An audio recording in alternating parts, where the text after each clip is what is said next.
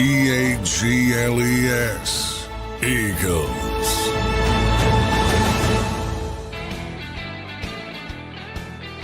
And welcome in, everybody, to a draft week edition of Birds 365. Just 4 days away now from the NFL draft as we kick off a new week here on Birds 365.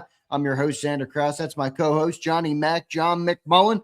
Fresh off the weekend. Hope everybody had a nice weekend, and I hope everybody is now prepared for what will be a very big week in the Philadelphia Eagles offseason and the NFL offseason as a whole. Johnny Mac, how you doing on this Monday morning, my friend?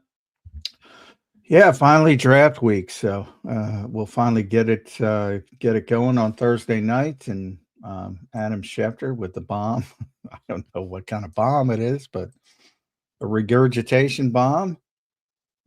So some of the relying people got a memory hold that, I guess, now. What was the phrasing was likely culminating in a deal post June 1st. So there you have the latest on A.J. Brown, which is really not the latest, but there you go. It's probably real for a bunch of people now. Yeah, Adam Schefter put that out there this morning at 6:20 a.m. news. I like what you called it, John. The regurgitate. He took the last couple months of A.J. Brown reporting and put it in a sentence on the start of draft week when the tension would be higher, and he put it out there. So well done by Adam Schefter, but that is the latest on A.J. Brown. I really don't want to start the show on that today, John. We've talked about A.J. Brown quite a bit, so I will divert from that a little bit. It does say the thing I found interesting was it's the headline on the article version, which Schefter is not really like an article guy. By the way, I said that last week. I said, does Adam even write anymore? Which honestly, I didn't know. I mean, he did at one point, and he wrote the article. So there you go. So he does. But the headline in the section is Brown likely to become a Patriot. So it's not like likely to be traded. It was likely to become a Patriot. So I'm like, boy, it must really just be between those two teams, or at least that's what the reporting is, or well, I think it's already done. I think it's already a done deal. And it's just a waiting. Yeah, just waiting. Yeah, just waiting for the. And I think it's going to be a lot like Carson Wentz. It's going to be you're not getting a 1, but you're probably getting a 1, which means conditional 2, future conditional 2. Again, I don't want to toot the horn of this show, but you already know this. If you're listening to the show, I think it's going to be conditional 2 future that can become a 1. And do you think that would be a win? I do, because I've said pretty consistently, if I'm the Patriots, now the Eagles probably don't want it done because of the cap ramifications before June 1st. They can do it, but probably don't want to do it. And this is not a great draft from the standpoint of depth in the first round, and the Patriots are picking 31st, being in the Super Bowl.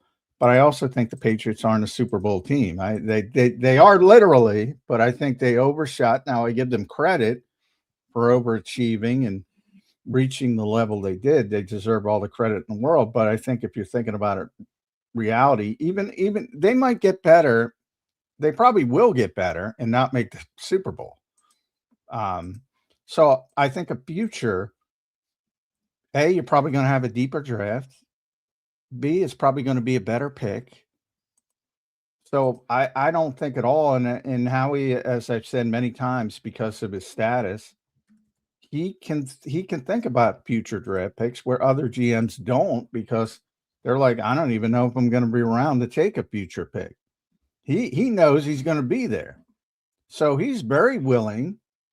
I've said it multiple times. You can only go out 3 years, but if it was 2028, he'll do it to get what he wants. But I do think it's going to be a conditional 2 that will become a 1. But the conditions will be, I think, conditions that AJ will reach as long as he stays healthy. Yeah, so I think ultimately you'll end up getting a future 1. And we'll see what ends up happening with it. John, that leads me into my next topic here. I want to talk about a bunch of different things here in this opening segment. We'll hopefully talk to Jeff Kerr, and then we'll also do obviously a lot more draft talk on today's show. But I kind of want to rip through some of the things that happened in the NFL this weekend. So we'll talk about some of that. But I do have a question for you about the Eagles draft, John. especially based on what you just said when it comes to trading A.J. Brown for potentially a future first-round pick. John, what's the Eagles' plan to make the team better this year when it comes to offense, right? We've talked about how Howie said, look, we got to start drafting offensive players top. We've done a lot of defense. We got a ton of defensive young players. We need to keep getting reinforcements on the offense.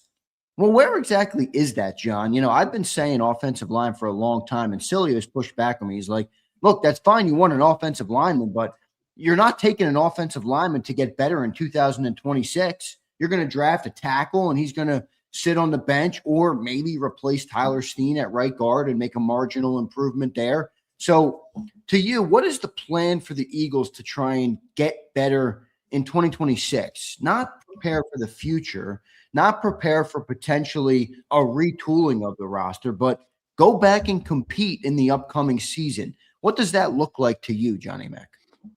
Well, I think, number one, you can't get caught in that 1 year vacuum because it is about 3 years. Right. In the whole process. So I think that's number one. You can say, well, that doesn't matter, but it does. It does. And that's how they run the organization. That's how it's been successful for the stretch that it has.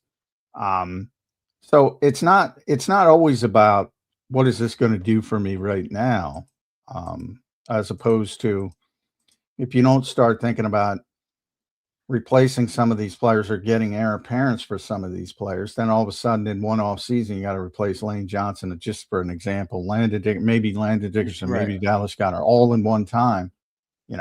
People aren't going to be happy if that's the case. Right. So I think it's unfair to look at it just in the immediacy, but I've said from the start of the AJ stuff, you're not getting a better player than AJ Brown. So, but you can go about it differently and improve. You're starting from a low mark, number one. So I think in a lot of ways, their perception of the offense, and I don't necessarily agree because they're changing the scheme, and I wouldn't change the scheme. But I understand why they're changing the scheme because of how ugly it was. But it's been ugly. But that's a whole different conversation that we've had again and again. But I think the presumption is a bunch of guys had a bunch of bad years at the same time. That's going to revert, at least for some of them, most likely. New coaches, which I think they're telling you last year's coaches weren't good enough. Which, I'm a Jimmy's and Joe's over X's and O's guy, so I'm more concerned about personnel first. And then, I think similar to the first part I just said, the first down issues almost have to get better. They almost have to. How can they get worse? And all of a sudden, that alone fixes so many different things. Which I know is not sexy, and people want to say, well, you got to get a better player than A.J. Brown. Well, that's not how you do it when you lose good players. But you can go about it a different way, and maybe you have a different offensive mindset. Maybe you spread the football around. I got to see it to believe it, but if you have Dontavian Wicks and Hollywood Brown, Devontae Smith, you add another receiver into the mix or tight end into the mix along with Dallas Goedert. You get a better receiving back to team with Saquon Barkley if you can do that in the draft. Maybe you have more options. Maybe you go about it that way. It's not as sexy. It's like the Packers. The Packers have 6 different receivers that can make plays, it seems. But they're not going to be all volume guys because they spread it around too much. And obviously that's where you got your offensive coordinator from and run game coordinator. So look at how they do it. And they have one of the better offenses in the league. So I think it's about doing things differently, which they already tried a little bit last year. And there was slight improvement when they went under center a little bit more, not enough. But now they're getting more expertise as far as how to run that system. So maybe that helps. But yeah, they're not getting better from just are they going to get a better receiver than AJ Brown to replace AJ Brown? No. Well, Absolutely the not. first down fix, in a way, it's hope, John. I mean, you're hoping that Landon and Cam are healthier and, win the battles more this year than last year. Is that fair to say? Yeah, but I also think, can they regress that much? Maybe Landon. I think Cam is going to be healthier. He's made that pretty clear. And maybe you have to go a different way. And maybe you draft the offensive lineman. Like I said, if you get my pick would be for the Eagles, if you can get him, is Vega from Penn State, because yeah, he's not the tackle you keep wanting, but he's a guy who is going to be a Pro Bowl level player in my mind. He can play right guard, he can play left guard, so it doesn't matter. If Landon's healthy, great. Then you could stick him. He's an upgrade at right guard. If Landon's not healthy, you could stick him at left guard. You still have a competent player in Tyler Steen. Something like that would help not only immediately but also in the long term. So there's a lot of different ways they can go. Wide receiver is one of them. Tight end, a lot of Sadiq. I don't think he'll be there, but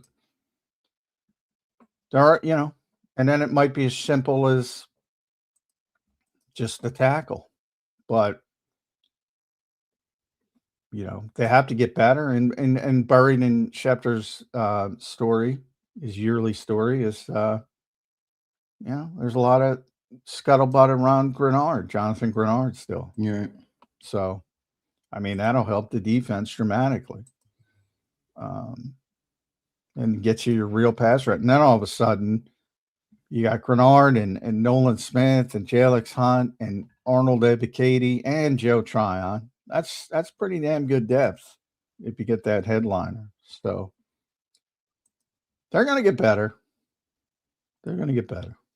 We'll see what they do there. It is a fine line to walk, and we will see how the Eagles manage it. Just a couple days away from the NFL draft. Johnny Mac, I did on our opening segment want to start with some of the NFL news that happened. First off, a big trade this weekend. We'll get to that in a second. A massive deal on Football Friday, John, came in after our show aired. A massive contract for Will Anderson.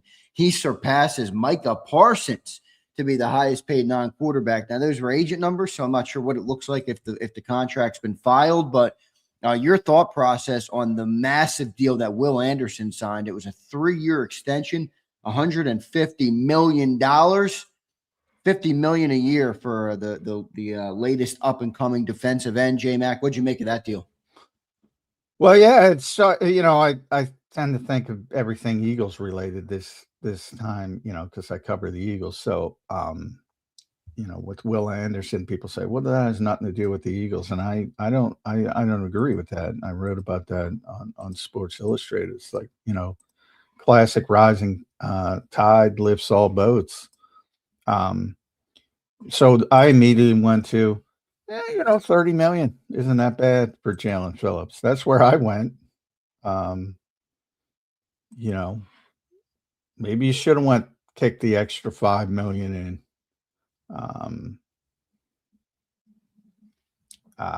Because it's only going up, and it'll be interesting if they do make that trade for Grenard. It'll be interesting because he's not coming under his current contract. Deal, right? Yeah. So you're going to have to. That's the right move for the Birds if they did that.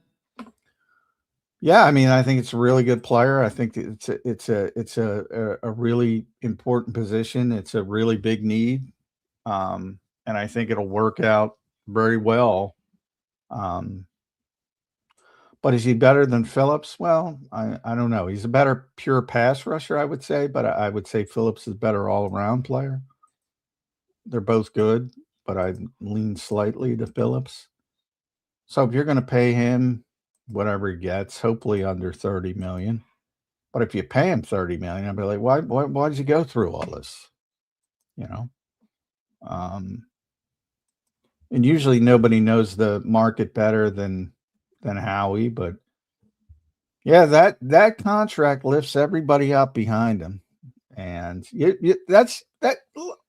Dexter Lawrence got traded. Why? Because of Jordan Davis's contract. Right. He saw Jordan Davis get paid. It was like, "All right, I need more money. This is Yeah. crazy. I'm a better player than Jordan Davis."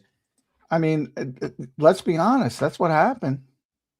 Well, John, I mean, if you this is where I struggle with the Grenard move. There's no doubt it would make the Eagles a better team this year. I completely agree with that. But the player will be 29 years old.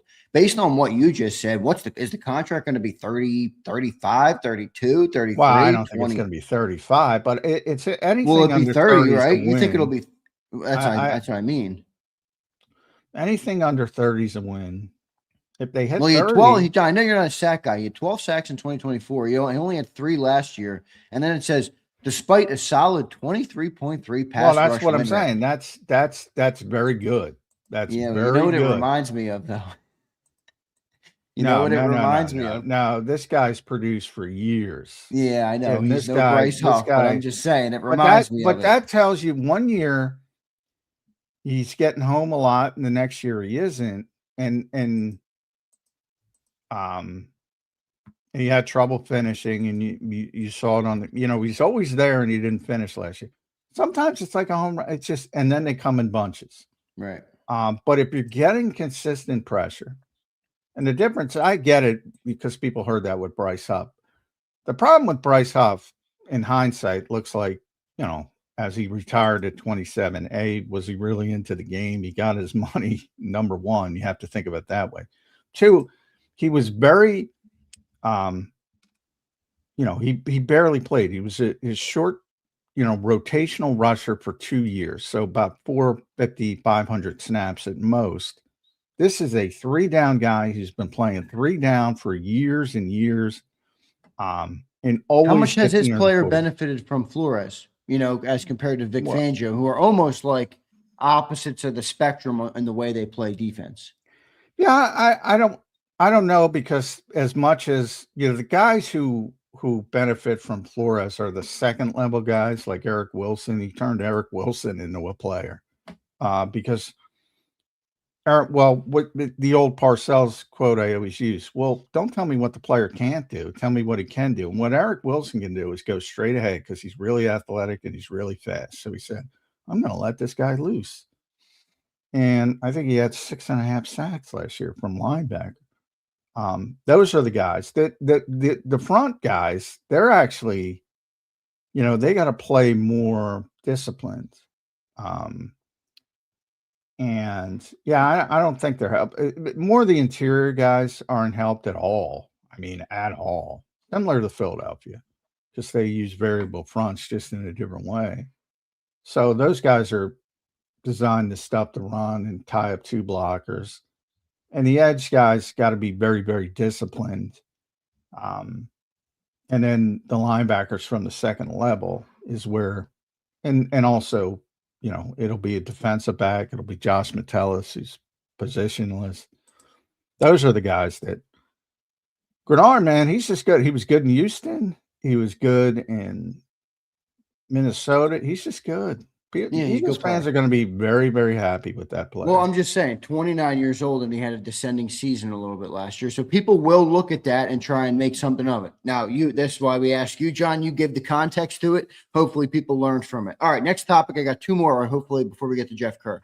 All right, Dexter Lawrence, John, gets traded over on Saturday, over the weekend, from the Giants to the Bengals. They give him a 1-year, $28 million contract.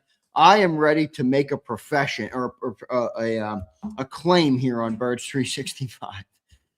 Joe Shane is the very worst general manager in all of pro football. And to be frank, I don't think it's close. There is not a contract that's come up for a talented player in New York in the last 3 to 5 years or however long he's been there that he has handled properly. Now he takes his best defensive lineman and ships him out to the Cincinnati Bengals. It didn't work with Saquon. It didn't work. I mean, it doesn't work with any of these guys he tries to pay, especially guys who are homegrown talent or players that were on the team. I think that guy stinks, which is a good news for Eagle fans. But your reaction, John, to the trade of Dexter Lawrence to the Cincinnati Bengals? Well, it's a situation where, and I don't want to go overboard, but I will push back a little bit because I don't think Joe Shane has done a good job, but I don't think he's the worst general manager I've ever did because I've seen some pretty bad general managers. And I maintain, and look, I know people don't understand it, and I will shout from the mountaintop until they do understand it. He made the right decision with Saquon Barkley for that team. For Yeah, but it was that the team. management. You know, there's a way to manage. Yeah, but the things. management was bullshit because it was poorly edited footage from whatever Hard Knocks, what a Hard Knocks off season. I mean, they put it up there that everybody talks about, and they didn't show the entire conversation. It's like complete bullshit. So I'm not going to hold that against him. That's for fair. the Eagles, perception of him was slanted a bit against them. That's fine. For the Eagles, it was a home run because the Eagles were ready to win, and the running back had a tremendous year. You really think Saquon Barkley's making a difference on the New York Giants that they gave him that money that year? He's the same fucking guy. All situations are not the same. I know. So, it just feels like every player that's worth a damn that they have in New York, it's fumbled away in one way or another, you know? The New York Giants have stunk for years since they got rid of Jerry Reese and Tom Coughlin. That's how long it's been. Yeah. That's how long it's been. And they've been one of the worst organizations in the NFL. That preceded Joe Shane. It continued with Joe Shane. I'm not trying to defend the guy to that point. I don't think he's done a good job. But they're trying, and they will change the culture with John Harbaugh. It will start, and it already has started to turn. Now, you know, where you are with Dexter Lawrence at his age, I don't know. But he's still a good player. He didn't want to play there. It's similar to what's going on with A.J. Brown. I'm not going to kill Howie Roseman for A.J. Brown because he doesn't want to be here. And sometimes when you get the guys, and he's been through it, and Dexter Lawrence, remember, great player, been going through all the losing. And he's like, all right, I'm done. What are you going to do? You want volunteers, not hostages. And John Harbaugh's like, all right, you know, we'll take. And now they have 2 top 10 picks. Let's see what they do with the picks. They got 2 freaking top 10 picks. One of them is going to be Sonny Styles, I think. And we'll see what they do with the other one. But, I mean, I get it. The Giants have been terrible for years, but now Harbaugh's there. More than Shane. Forget about Shane. Yeah, Harbaugh's got, I agree. They're going to make better decisions. It's Harbaugh should be telling Jay, hey, you sit in the corner. I'll make the decisions around here. Well, I think he is. But that's what I'd be telling him if I was John Harbaugh. All right, Jeff, appreciate you being here. One more thing. I got to get the job before I get to Jeff Kerr. All right, it's just small things. I just want to see what John thinks of it. Over the weekend, also, Jalen Hurts put up a social media post or whatever it is, an Instagram, a collage or a scroll, or I don't know what they're called, carousel. And in there was a picture of him, John, working out with Scott Leffler, the Eagles quarterbacks coach. What is that? I'm like, I got to talk to John about that. What do I make of that? Is there like some some disagreements here? What did you make of Jalen Hurts posting that up with the ex-quarterback coach now at the Philadelphia Eagles? Tell you what, it seems like an endorsement for the guy they fired, essentially. And coming off of the whole thing that Howie said was unfair, that the Eagles are sending a message to Jalen Hurts through the media. Well, I took it right away as Jalen Hurts sending the Eagles a message through the media. That's how I took it. As the soap opera continues, like, and I heard all the people, well, maybe the Eagles still have Scott Leffler. It's against the rules. You can't work with you. The coaches can't work. Scott Leffler couldn't work with Jalen Hurts last offseason because he was the Eagles quarterbacks coach. It's against the rules. We have a disconnect that's becoming more and more clear right now between the Eagles, not only the front office, but potentially even the coaching staff and front office, and the starting quarterback of the Philadelphia Eagles and Jalen Hurts. Is that a fair thing to say at this point? Well, I can't confirm it, but all I can say is how it looks. And it looks like, Okay. all right, you're sending a message to me. I'm going to send a message to you instead of everybody talking like adults. Oh man, I couldn't do it. The passive aggressiveness. Nothing drives me crazy. But I mean, if you have a quarterback who enjoys his quarterback coach and he's under contract, why would you get rid of him?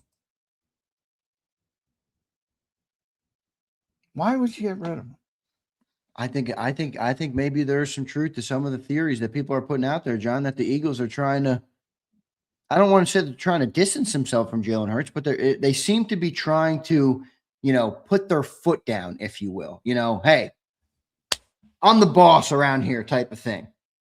It's kind of what it feels like. Well, it doesn't feel normal. I'll tell you that. I agree. And Jalen's clapping back saying, hey, you guys make a lot of bad decisions.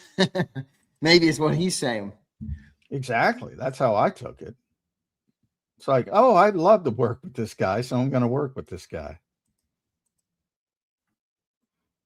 And again, we talk about experience. I mean, Scott Leffler coached Tom Brady in college. And all those goofball people on Discord or wherever the fuck it was, he didn't take over the Eagles offense. Those weirdos.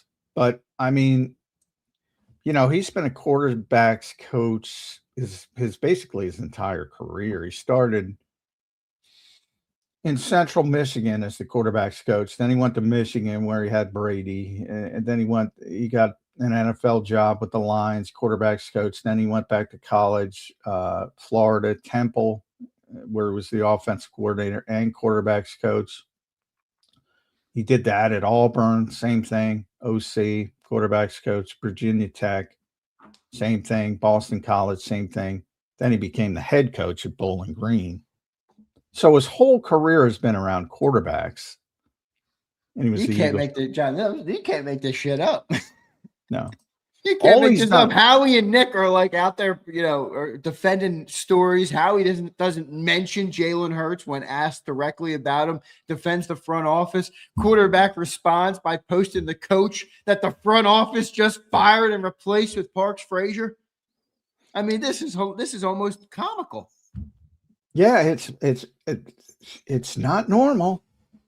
So for those who think I'm overreacting, and we can bring Jeff on. This is why I waited for you, because I'm like, John will tell me if I'm off my rocker here. No, I wrote about it. I wrote about it. I didn't see your article. I got to go read it. Yeah, I mean, this is not normal. This is certainly not normal. And yeah, the first thing I thought is he's sending a volley back to the Eagles. But let's see what Jeff Kerr's got to say about it. We got Jeff Kerr in the room. I want to thank everybody for being here this morning. One big super chat. All right. Jerry says, hey guys, I think it's showing a divorce is coming. Your thoughts? It does feel like the early stages of that, my friend. It does feel like the early stages of that. Yeah, they're living in the same house, but they're probably in different rooms at this point. Sleeping in different rooms, Yeah. So, all right. Well, we'll see. I got to see what let me see what Jeff Kerr thinks. Let's go to Jeff Kerr. We appreciate everybody being here today. Good opening segment. 4 days out from the NFL draft, everybody.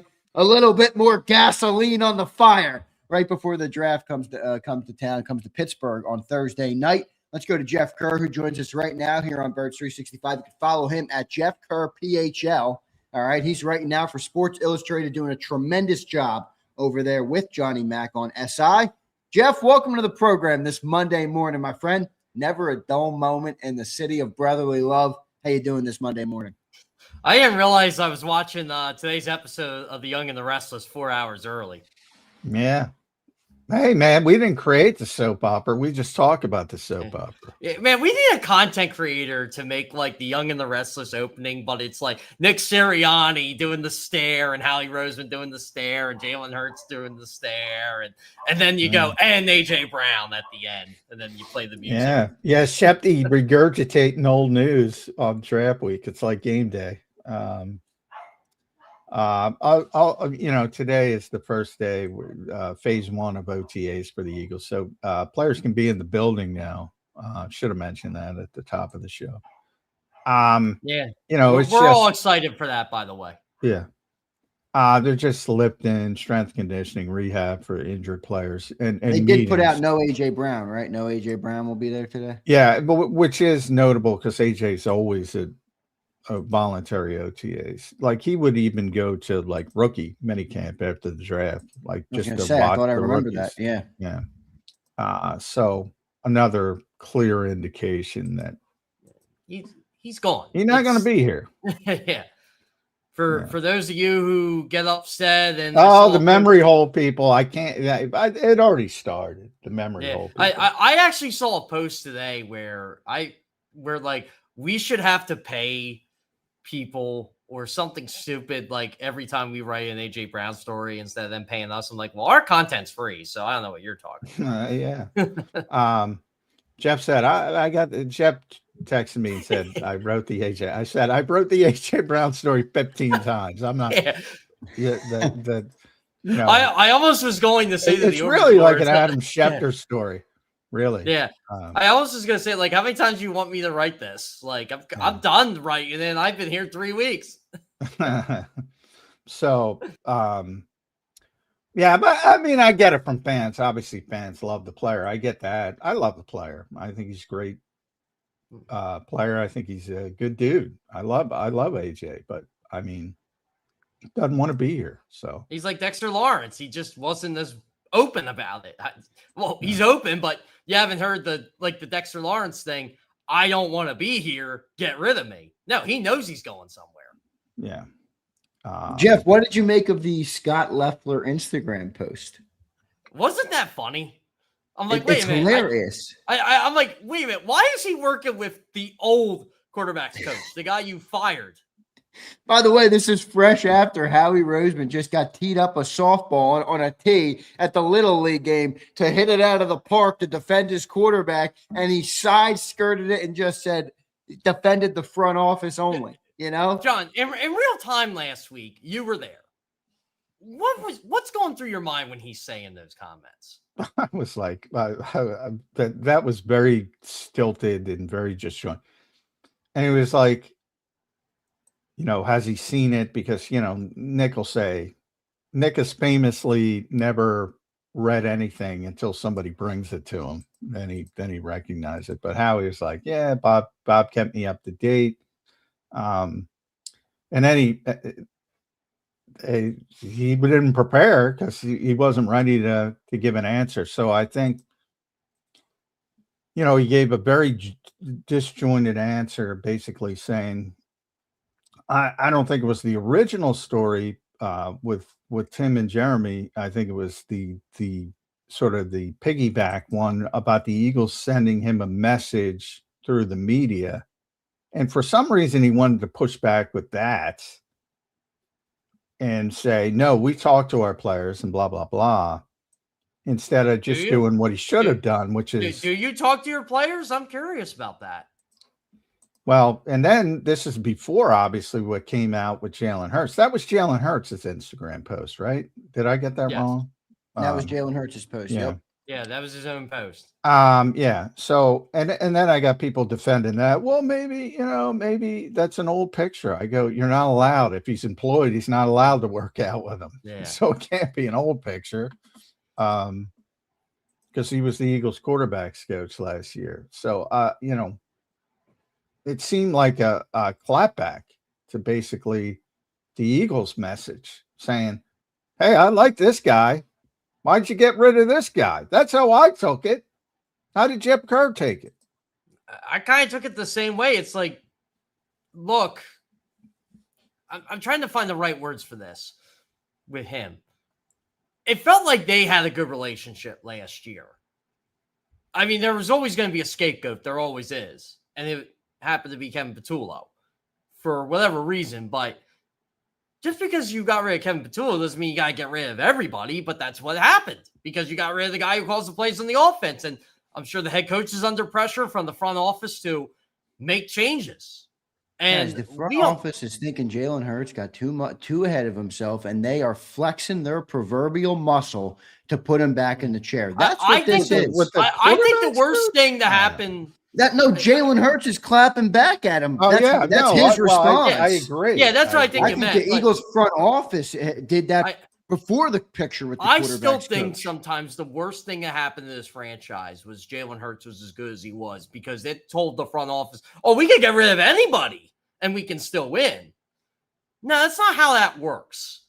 What happens if you get rid of Jalen Hurts and all of a sudden this team isn't as good anymore for whatever reason? Yeah, but look, they, Jeff, it's one thing to think that without having the evidence. They do have the evidence. Now, that doesn't mean they're going to be right every time, but there's not many GMs and owners out there, Jeff, that can go from Doug Peterson and Carson Wentz and go back to the Super Bowl like a couple years later. So I think they're feeling themselves. And Howie Roseman, I think, was the first GM since Washington to have two different quarterbacks and win two, or he's the first head coach to have two different head coaches, or the first GM to have two different head coaches and two different quarterbacks and win a Super Bowl while he was still the GM.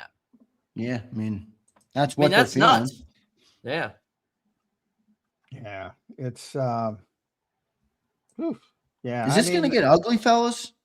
When you're at the point of the year where you're having passive aggressive posts from the quarterback, which I think clearly was. Now, some people might say it wasn't a passive aggressive. I don't know. I would like to ask. I would like to invite then comments from anybody who thinks what it was, because I would like to hear. I think it was pretty. I think that's what it was. I don't know. I agree. I'm saying if there's another option I'm not looking at besides, I love Jalen Hurts and he would never do that. Legitimate feedback I'm looking for.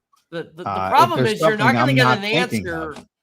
You're not going to get an answer from the quarterback until he sits at that podium in front of 20 people. And John, you're not going to get an answer anyway. Well, no. You know what your answer is going to be? What do you mean? What do you mean? That's going to be your answer. Possibly. It will be, and then he'll think about it while you're repeating it, and then make a really good statement. Like he doesn't know it's coming, but then he. By the way, that's a savvy move. I give Jalen Hurts credit for that. No, I love it. That's my favorite Jalen Hurts thing. If you don't have something ready to go, just say, "Could you repeat that?" And you get some time to think. Yeah. And then he comes up with a better answer. So I give him credit for. I actually joke with some Phillies players about that when they do the "What'd you mean?" or like that. I'm like, "Are you buying yourself more time?" They're like, "I saw Jalen do it." By the way, who's a bigger embarrassment, the Philadelphia Phillies or the Philadelphia 76ers? The Sixers. By far the Sixers. That's a joke. What the? Okay, ready? I'm going to go on my tangent, Zander. I know we shouldn't do this. Well, it is tangent. Well, it is draft week. We probably shouldn't do too many. No, but here's a quick tangent. 2016 NBA draft. The Sixers select Ben Simmons. The Celtics select Jaylen Brown. Sixers get Simmons at 1. Celtics get Brown at 3. 2020 or 2017, they flip. They make the trade. Sixers draft Fultz. Celtics get Tatum. How many minutes did Simmons and Fultz play for the Sixers yesterday?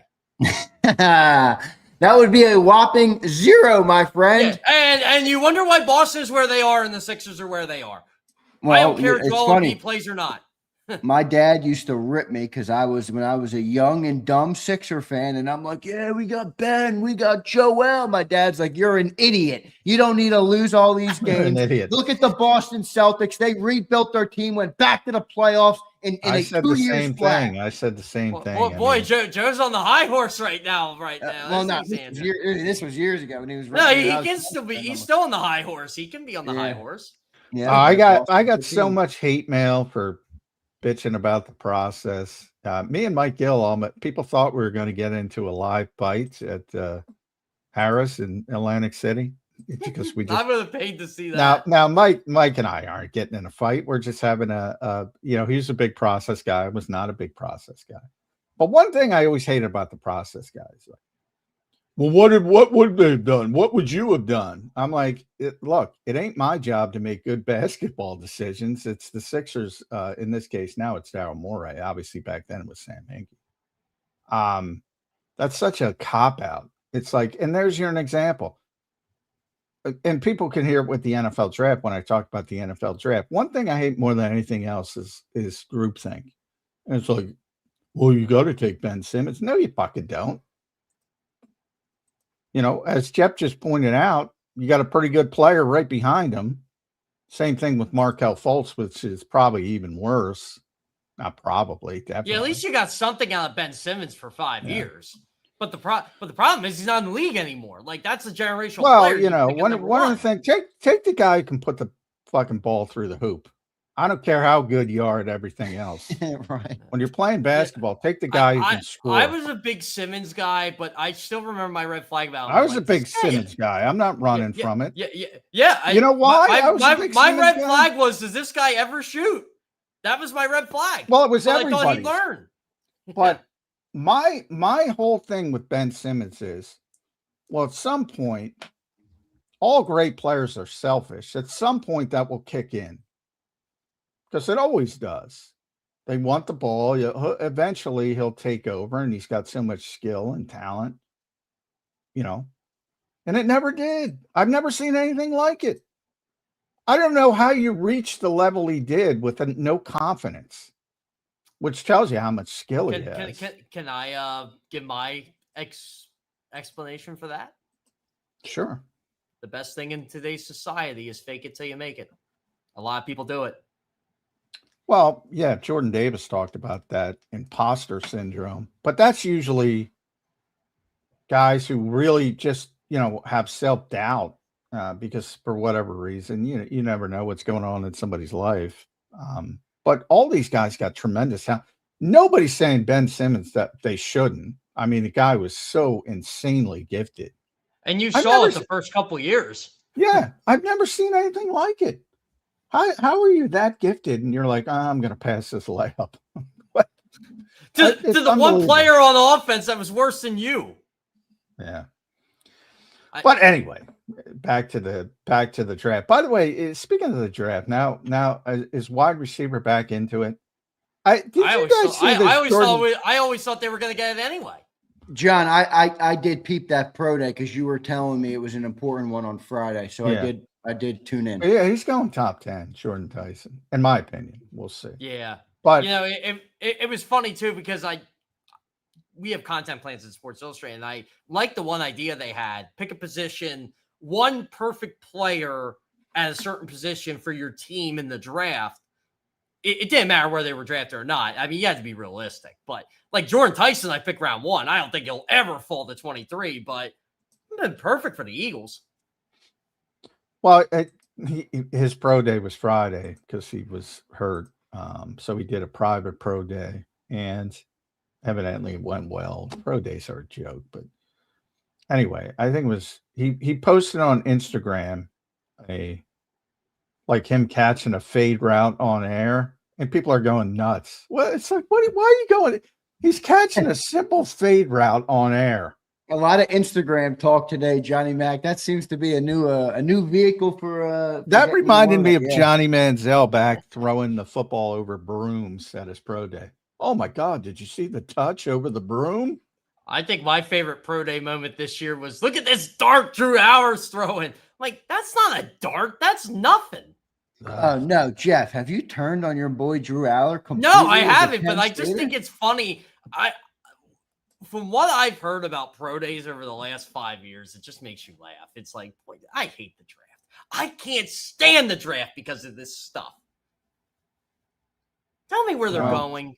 Well, Jeff, let me ask you this then. I asked John this. All right, what's the plan for the Eagles to get better in 2026 in the draft? I know you can't do things in a one-year window, but a lot of Eagle fans, rightfully so, based on the success. Can I be the jerk here? If the Eagles want to be better, maybe they shouldn't trade their best wide receiver. All right. Well, let me finish my damn question before, but I don't necessarily disagree with that. But what's the plan to get better? I mean, I think many Eagles fans think the window is still open to go and compete for a Super Bowl. Hell, we've been to two of them in the last 4 years. All right. Well, if you draft a tackle, all right, to replace Lane Johnson, I think it's something that we need. I agree.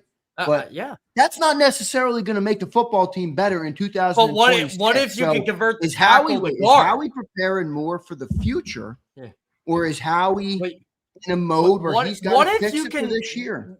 But what if you draft that future tackle and play him at guard? I am still not a Tyler Steen guy. I agree with that. I think that's marginal. I think he's fine.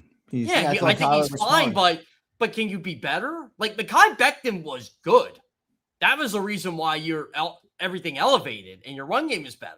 I'm not blaming Tyler Steen for why their offense wasn't good last year, but that's the position you look at and say, oh, maybe we can get better.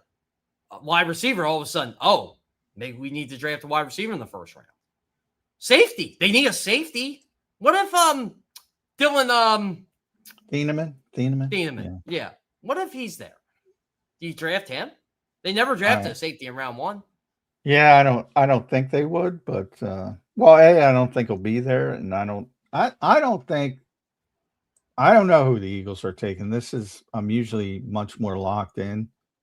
Got some personal things going on. Haven't been able to talk to many people over the past couple of days, but I still think it's my prop bet would be that the Eagles aren't taking a pick at 23. That'd be my top prop bet. They're moving up or trying to move out. I would move up. This draft class ain't that great. So how high do you think they'll go, John and Jeff? I mean, you probably have to give up pretty significant assets to get, I don't know, top 12. Yeah. Well, And if do you're they also want to do trading, that? and then if you're also trading for Grenard, then all of a sudden, Right. You might 8 have picks to. is looking like 5. Yeah. I'd be okay with that, though, because they need a pass rusher bad. They do. Yeah, they do. And I'm just not in love with the bottom half of the first round. Like I think you're going to get similar value early in the second round, to be honest. I've heard a lot of scuttlebutt that Lomu is not going to go in the first round. He might, but now he's sort of a bridge pick. If he starts to fall, Yeah, that could be a guy you'd maybe trade back for. yeah. The pass rushers I don't love. The Denzel Boston people, that strikes me as trying to replace AJ with Denzel. Get the fuck out of here. Nah, it's I'm telling you, John. I'll tell you, if there's one guy I wouldn't take, it's Denzel Boston. There were 3 guys in this draft that I really like, and they're going in the top 10. One's Caleb Downs, the other's Carnell Tate. Oh, by the way, they went to the same school. Yeah, throw Sonny Styles, throw it. All the good players are from Ohio State in this draft. It's Jeremiah Love and then 4 Ohio State guys. And then the rest is like people don't like when I say it, but I'm going to say it. It's another bad draft class again.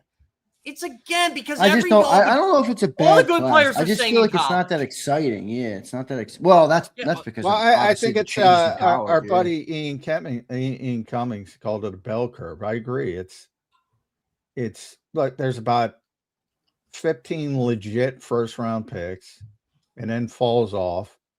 And then it's really deep. Like, I think the most important day of the draft is day 2 because it's really deep there. I agree. I think there are some good players on day 2, but first round, it's like, do you really?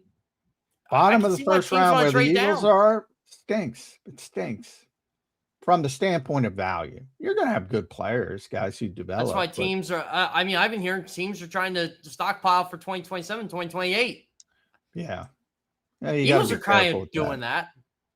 You got to be careful with that. I only eat quarterback because it's the most obviously position that the people pay the most attention to. If you rewind this by a year. Garrett Nussmeier, everybody was talking about as potential first-round pick. Cade Klubnik, everybody was talking about as potential first-round pick. Drew Aller, your guy, everybody was talking about a potential first-round pick. Even Carson Beck is sort of a bridge guy. There's 4 guys who turned out to not be what people thought they were. Meanwhile, nobody was talking about Mendoza. Nobody was talking about Ty Simpson. And they're the 2 quarterbacks who one obviously Mendoza's going. And Ty Simpson's the only other one who can go in the first round. So I'd be very careful of that talk of 2027 is going to be great.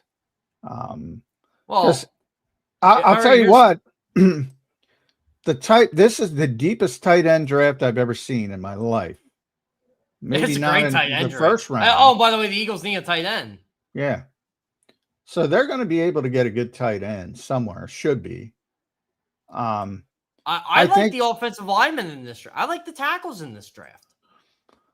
I'm not as the tackles. The problem with the tackles is there's like 7 potential first round picks, and then there's a drop off. So if you want one, you got to go early, and that'll push guys up generally.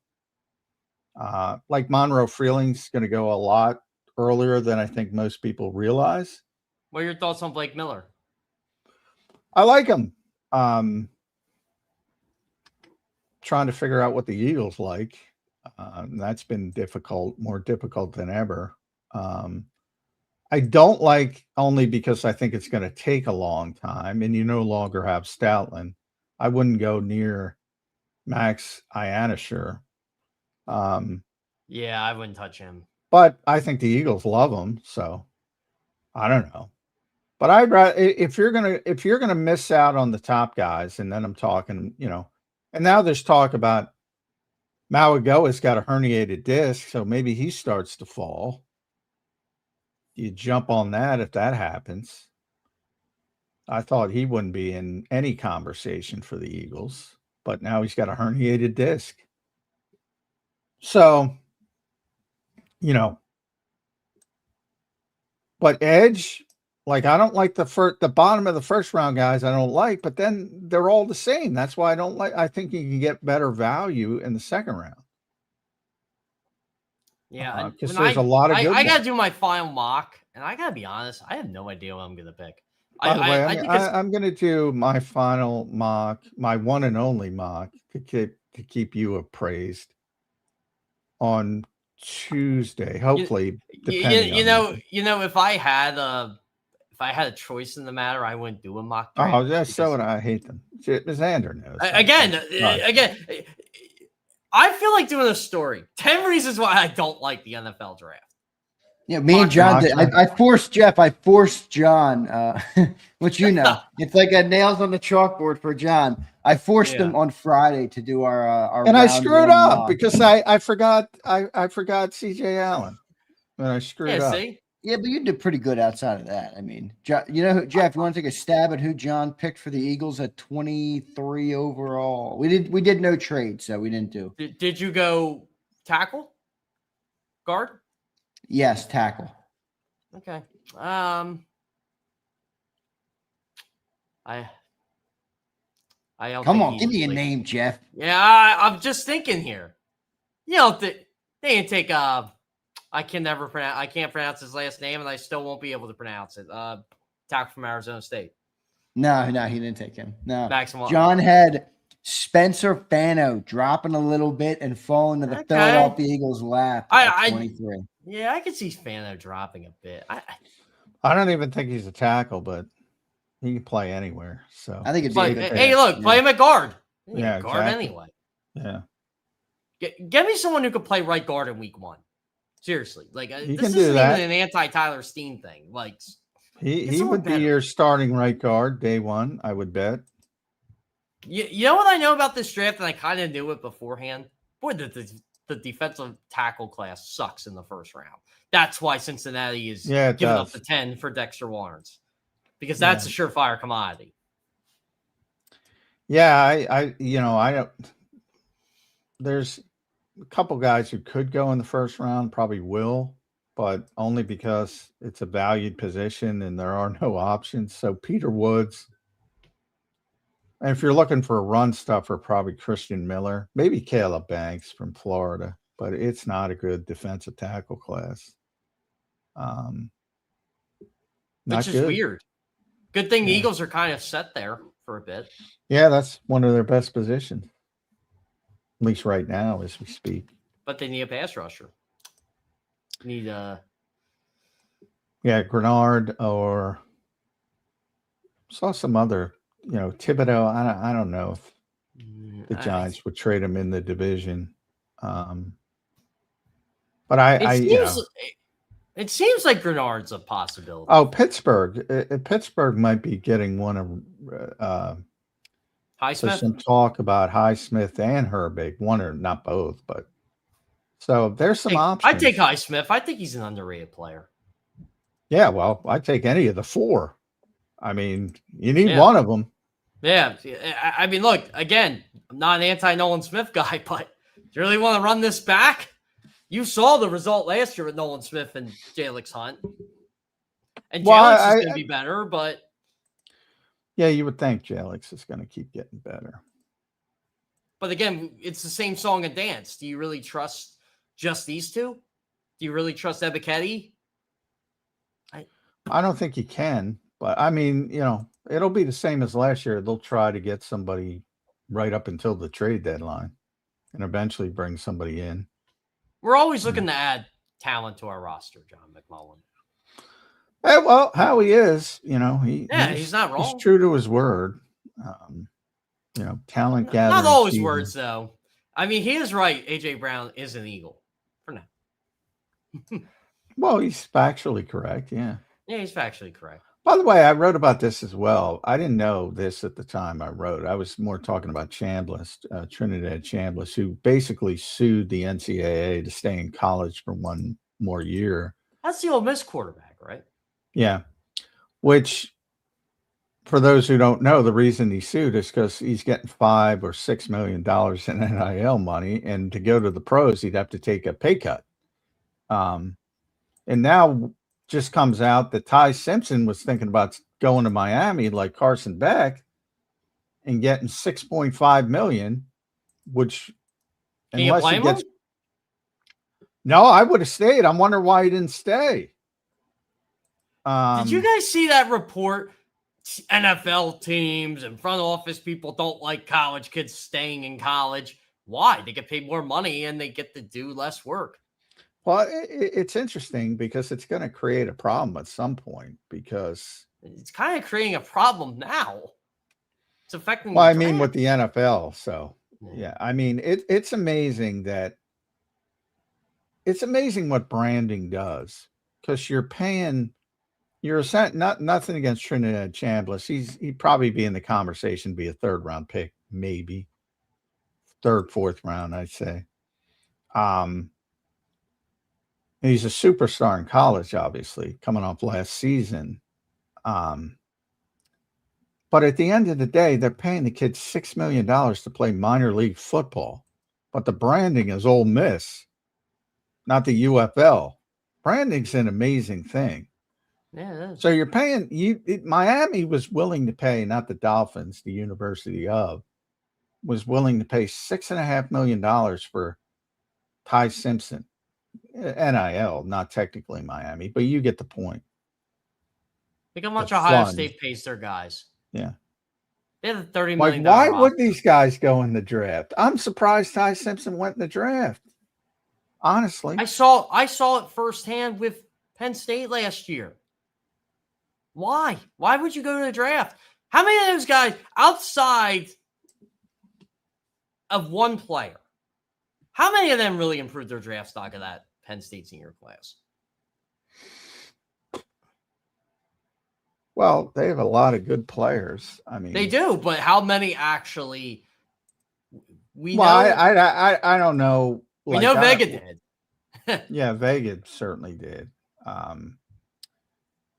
Danny Dennis Nicholas Singleton didn't. Danny Dennis Sutton's going to go pretty high. I assume he did.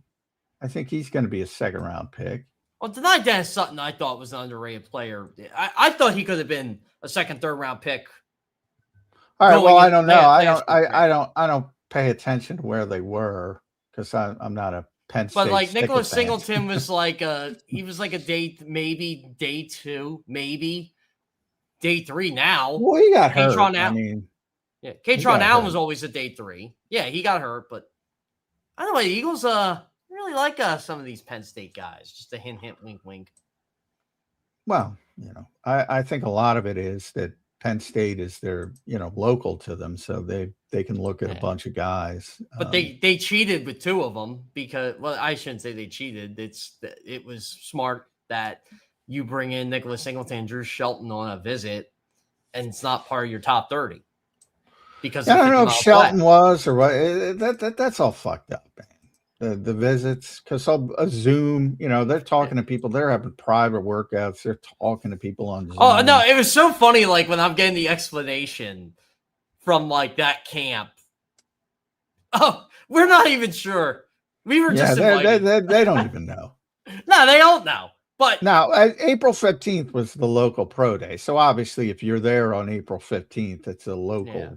But Drew Shelton was, I think, before that. I'm not positive. he was before that. So I don't know if that was a real 30 visit or not. No, I don't think it was. I don't think his was. And the way I was Where's he explaining from? with Nicholas, He's from Downingtown. Yeah, so Drew Shelton dropped 36 on us when I was coaching at Oxford.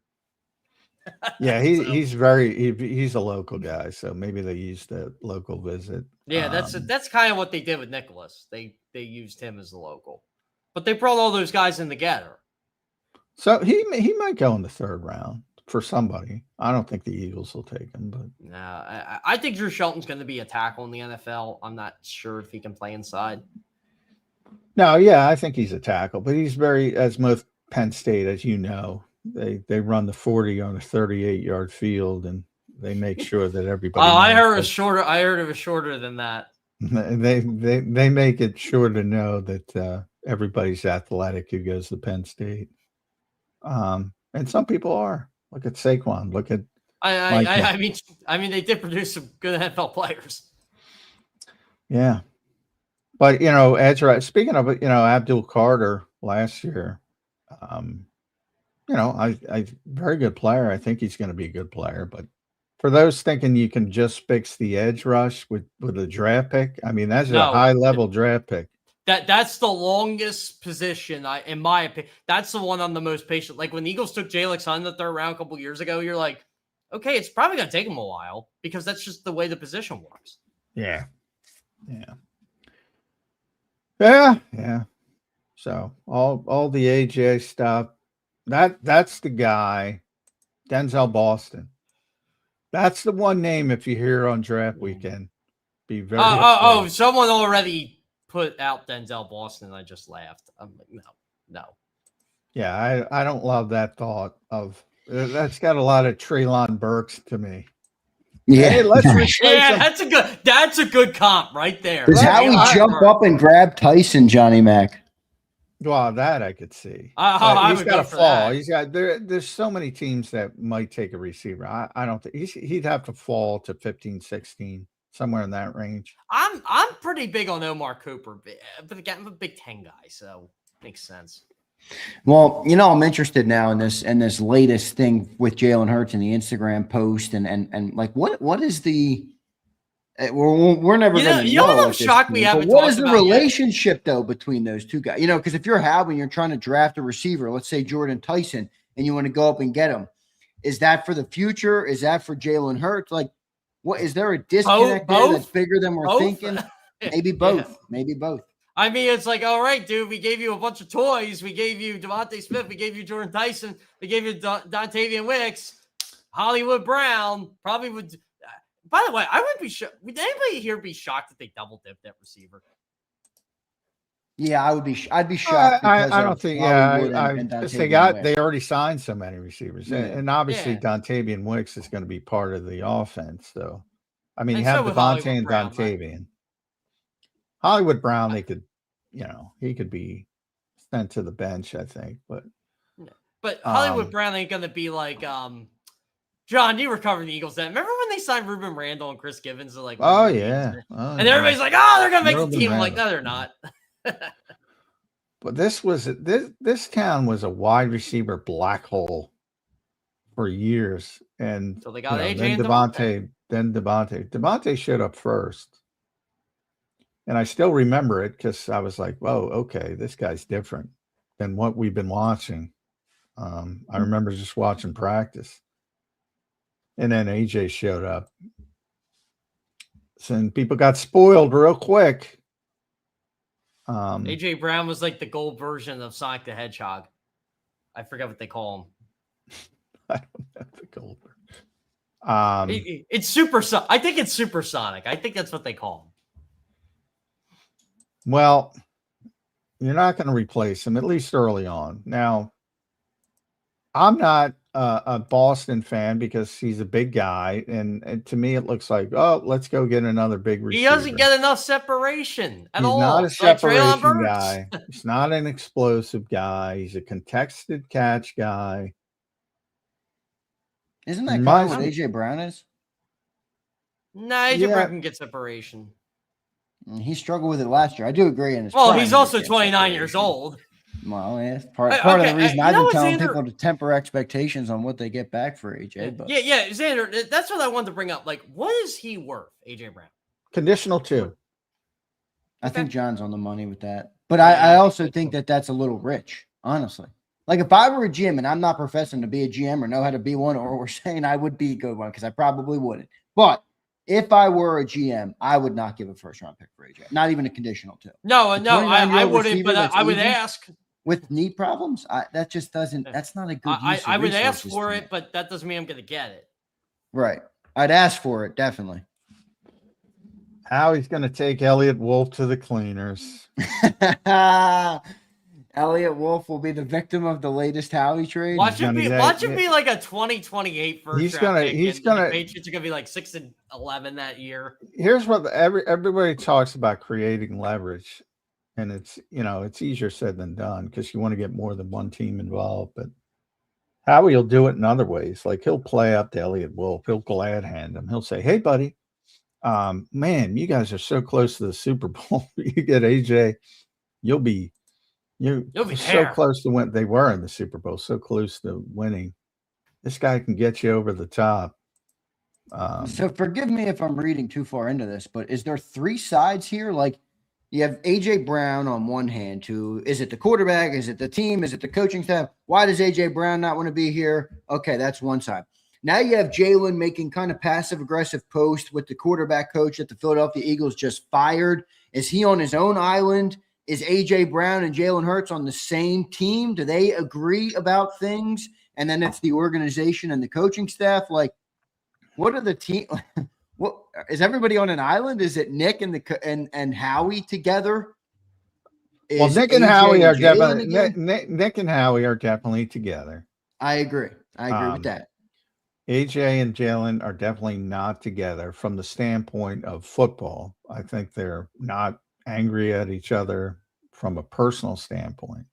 Yeah, there'll be 2 guys AJ, in 10 years. You'll see their picture together, and blah, blah, blah. They'll be fine once they get away from each other.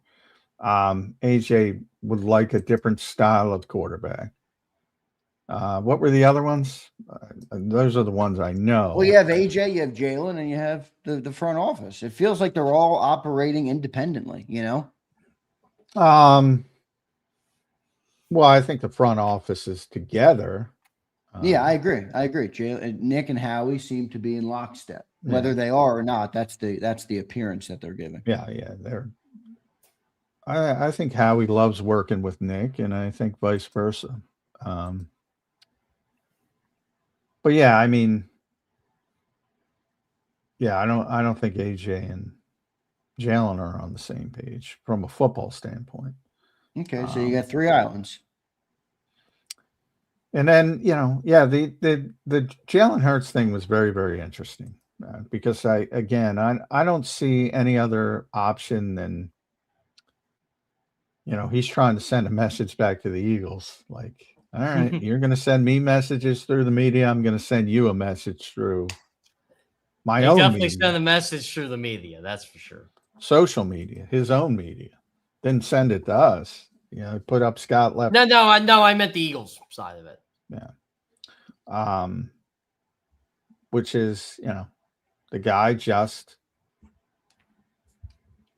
got fired. When did we get to this era where everything is cryptic? Everything is cryptic. I know, you get a bunch of passive-aggressive people on the same team, Jeff. Yeah, but these same people can't sit in a room and talk to each other. Right. Assistant coaches usually get 2-year contracts, usually. Zander, I've always been the guy. You want to call me out or say something, I'll tell you what, let's go in the room, do what you got to do so I can say something back. No fists, no nothing. Like let's just hash it out right now. Well, trust me, you figure a lot of stuff out about someone. I know. I believe me, Jeff. I understand. And you know what? You actually like that person more when you get out of the room. Exactly. Versus subliminal, subtle shots by unconventional methods of communication. Yeah, it's great. I've done it as a coach. I'm like, hey, look, we're here. Do it. Say what you gotta say. I'll say it back. We're fine. Well, yeah, I don't. The Leffler stuff is interesting. That's all. It is. Do you think Jalen maybe said, I want Scott Leffler here, and they didn't do it? I mean, he's clearly showing you he didn't want him fired. I mean, yeah, why would you work with him? Yeah, in the offseason. I mean, like John pointed out, you can't work with, any of the Eagles coaches. So he opts of all of the, think about it, Jeff, of all of the people in the football world. It's a big world. There's quarterback coaches in every state. There's all sorts of camps and players and coaches that Jalen's met in his career through Alabama and Oklahoma. His dad is one of them. Right. The offseason rolls around and he gets together with Scott Leffler. And that's what he decides to share. You know what he'll say? Because he was available. He'll say because he was available. Maybe. I think it's a message. Brian Johnson's not available. With the Rams now, isn't he? Yes. He is with the Rams now. What shall be a head coach in 2 years? Yeah. Got a cup of coffee with McVay. He's on the fast track. One of the best answers I've ever got from anybody was at the owners' meetings a couple years ago. I was sitting right next to Dan Quinn, and everybody's asking Dan Quinn about who they're drafting at 2. It was Jalen Daniels, and like he's getting tired of hearing that stuff. And I said, "Okay, let's play this. How would a Jane or whoever will be your quarterback, what can Brian Johnson bring to the table?" I got like a 5-minute answer about Brian Johnson. It was glorious. Yeah, I mean, well, coaches are, someone's trash is someone else's treasure. That's coaches. Yeah, and for 2 years, they get blown out of one spot, and next spot thinks they're the cat's meow. Nature of the tough business, man. Those guys are very nomadic. They have a bunch of different jobs. It's just I don't know how they all stay married. Well, they don't. A lot of them don't. Yeah. Ask Mike Vrabel how that's working out for him. A lot of alcoholism, a lot of personal problems. It's a tough job, man. You look at all these guys and see how many stops they've had along the way, because people want to believe that they're the ones in control, and they're not in control. The guys in control are on the field. So you're at the behest of how your guys perform. Yeah, but let's blame Kevin Patullo. I mean, seriously, let's blame him. Well, it does feel like an inevitable divorce is coming. I don't know when, but it does feel like it's coming. Well, Patullo next year, could be in 2 years. Did you see Jeff Hapley talk about Patullo? He's just raving about him. Oh gosh, I gotta go read that. One man's trash is another man's. By the way, I'm gonna connect this to another sport. Firing Rob Thompson or Kevin Long ain't gonna solve Alec Boehm from his problems. I'm gonna tell you that right now. Well, the Phillies stink. Right now they do stink. They hit like the Yankees do. They stink. Yeah, the Yankees stink too. See, everybody stinks. Nobody can hit. Everybody stinks right now, except for the Atlanta Braves. I'll tell you who stinks. The New York Mets. Danhausen cursed them. The pseudo wrestler. I was the jerk that said this isn't gonna work when they were signing like all these guys to play these positions that they shouldn't be playing. I'm like, this isn't gonna work. Jeff, how heavily are you on the Phillies, covering the Phillies with your new role at Sports Illustrated? Obviously not with them, but separate. So can I give you a hint? Jeff would, I think, rather cover the Phillies. Yeah. I mean, seriously. So like this week, I was actually practicing for bowling tournament. I got 2 big bowling tournaments. Got one I just had, and another one is going to be next week. So I wasn't with them as much, but I stay in touch. And I said, one thing I like about baseball is you play every day. There's not this, will he, won't he? Like we're getting with the Eagles right now with Jalen Hurts and Scott Loffa. Like you don't know, right? Baseball, it's you can kind of figure out in the clubhouse what the heck is going on. Why is this player not doing this? I like saying this about baseball clubhouse. There aren't a lot of secrets. If there are, you're not doing your homework. Right. I could see that. Yeah, well, there's good and bad to it. I mean, the grind. But yeah, you can move on pretty quickly. But the grind of baseball is just brutal. Oh, yeah. Especially if your team is bad. Like, I can tell you right now, the Phillies aren't panicking, but I can tell you that they're pressing. I'll tell you what, They're definitely baseball, because I had to cover baseball years ago in a more of a sort of a newsroom fashion, but there's nothing worse than covering a 70-win team and then it goes 16, 17 innings back in the days when they didn't have a ghost runner. 5 hour games. Nothing worse. I mean, that is just like one of Dante's 7 stages of hell. You have no idea when this thing is going to end. It's just awful. But no. Now you kind of know.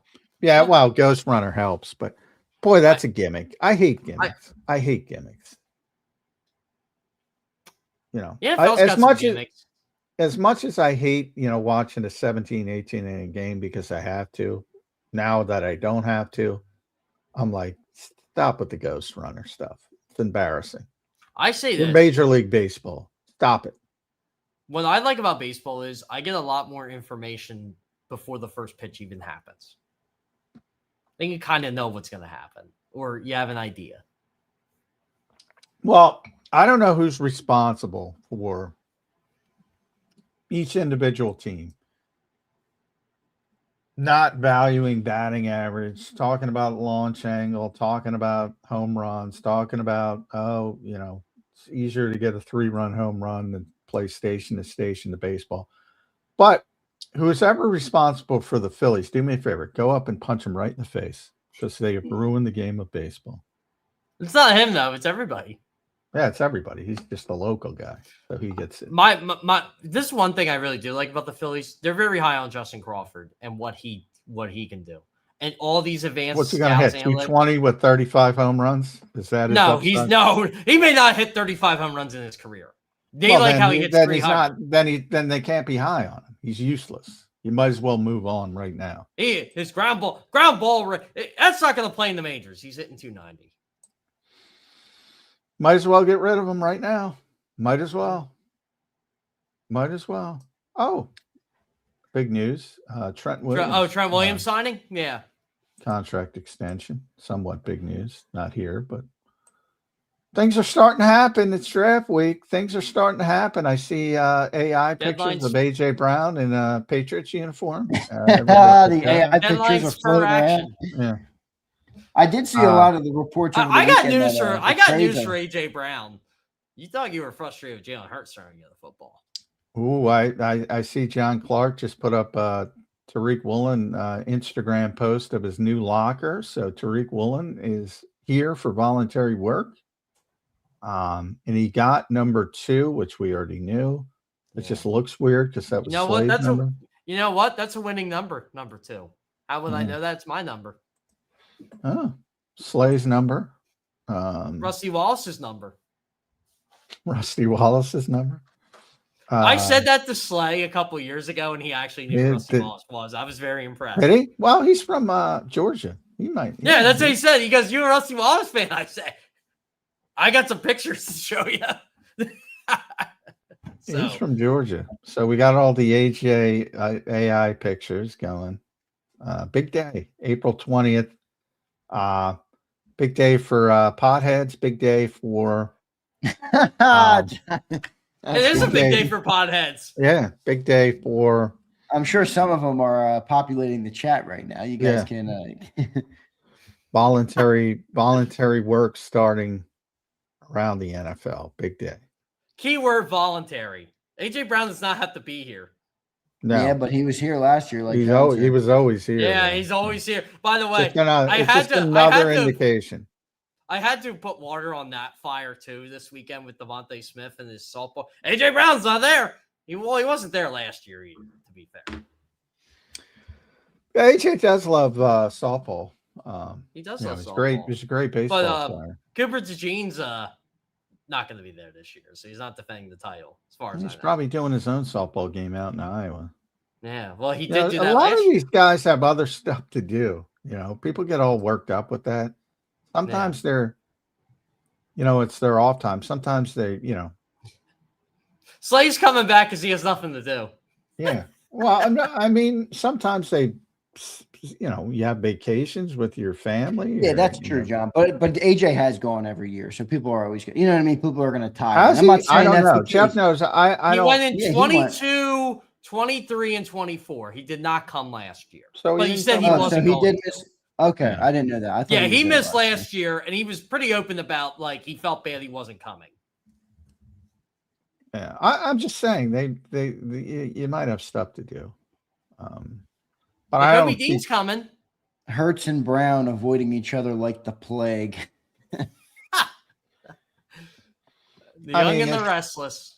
I don't think they have personal problems, so I don't think that's You know the what? case, but- You know what, Zander? See, this is how, if I was an NFL superstar, I'd be the biggest jerk in the world. I'd be like, dude, come to this thing, and we'll just take pictures and just mess with people's minds. Well, I don't know if they're buddy like that anymore. I'd still do it. I don't care. I'll take pictures with my arch enemy if I know it's going to drive people insane. Well, I don't know if they're not doing that. So we'll see. Jalen is posting pictures with Scott Leffler though, so they can make it that what you will. But Maybe he's Leffler. his arch enemy. Scotty Leffler. Again, this sort of cottage industry of these pseudo fans covering the team, and I put that word loosely. Yeah, boy, you're really being nice on that. They're gonna memory hole this, and because they were all screaming at us that we're lying and we're making it up. And now Shefty evil. tweeted it on draft week. Now it's real. Now it's real, Zander. Do they believe Shefty anymore though? Well, There's that changed. I'd be very careful on not believing Shefty. yeah, because John, like to John, what John always says, they're information brokers, you know. So a lot of times it's not even your trust in their reporting. You just know that they have their relationships with the agents and the GMs and all the people at. Although Schefter had a big boo-boo last week when it came to a certain Penn State running back. I don't know if you caught that, John.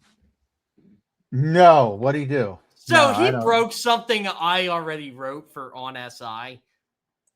It was about Nicholas Singleton and how he's fully healthy and he's been cleared to run for a couple weeks. Schefter tweeted that, and he put a picture of Cordell Mitchell. Oh yeah, I did because I had to send it picture. to a couple people in that camp, and like, by the way, I didn't even look at the picture, but yeah, he put up the wrong. It was picture. awesome. Yeah, he put up a picture.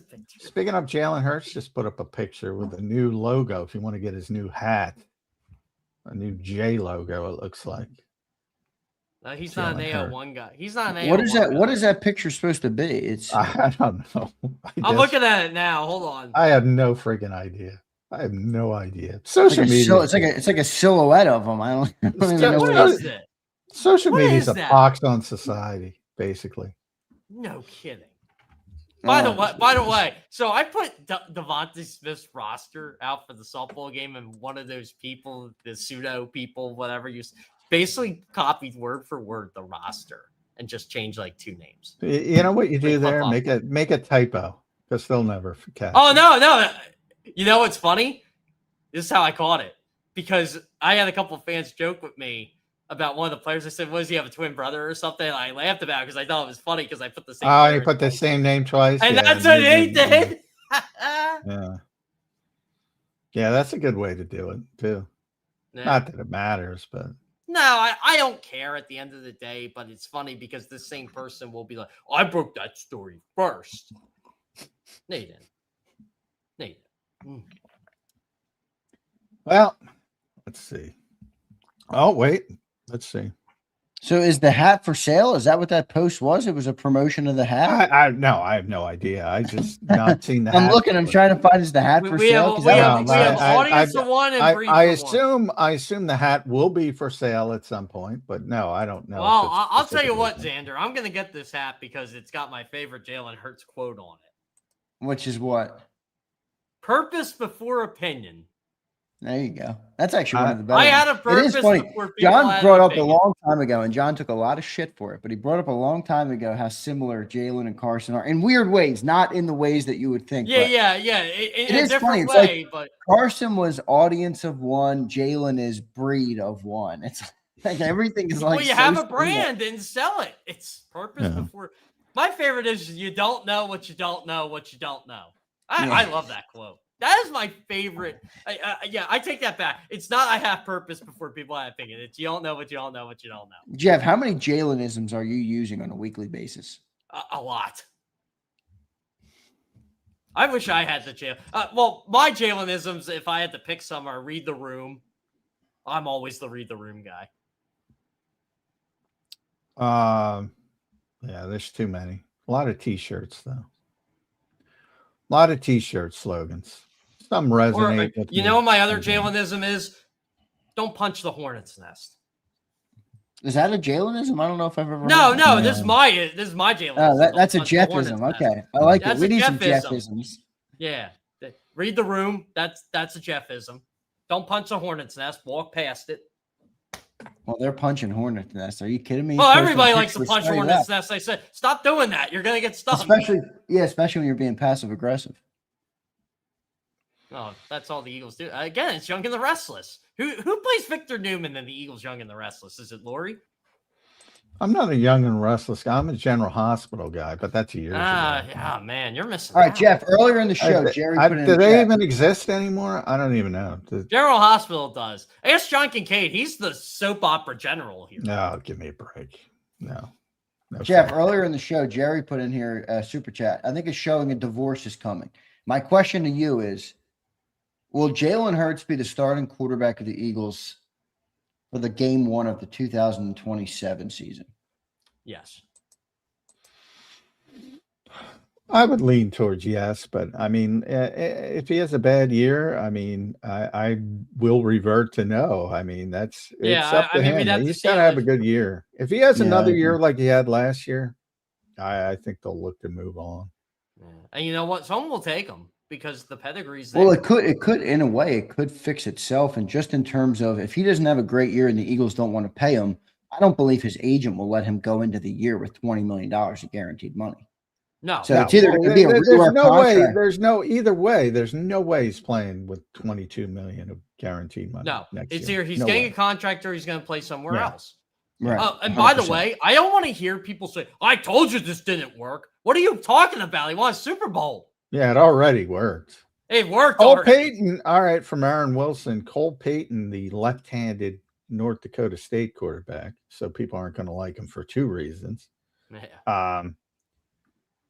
Has met extensively with the Eagles. Oh, my. You know, John, you remember who liked him early in the process?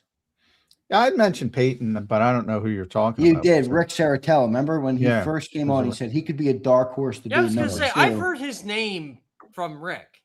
Yeah, Rick I need likes somebody, Rick. I usually go to Rick. I'm like, okay, yeah, what does Rick think about this guy? Cole Payton. It could be a day 3 guy. I don't think they take him day 2. So there's They don't have a the lot of day 3 potential. picks this year, by the way. No, and it's interesting. You start talking about trades, like I said with Grenard, and all of a sudden they only have 8 picks. That makes 7 picks, maybe 6. maybe 6 if you want to go.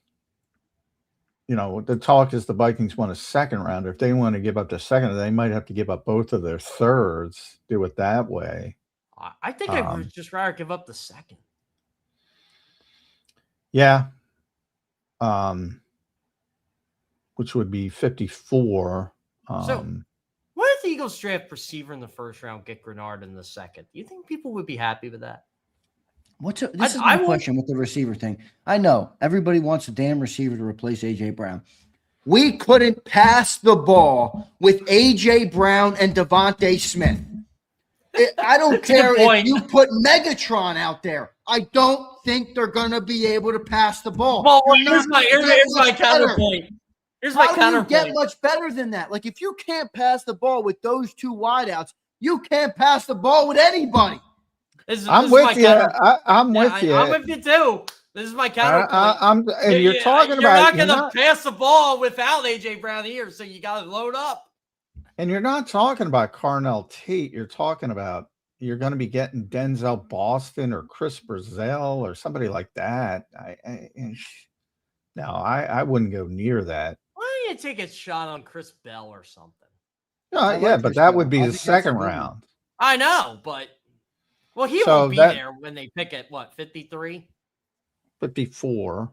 But if you're getting rid of 54 to get Grenard, so then it would almost have to be offensive tackle first round, Grenard second round, and then wide receiver third round.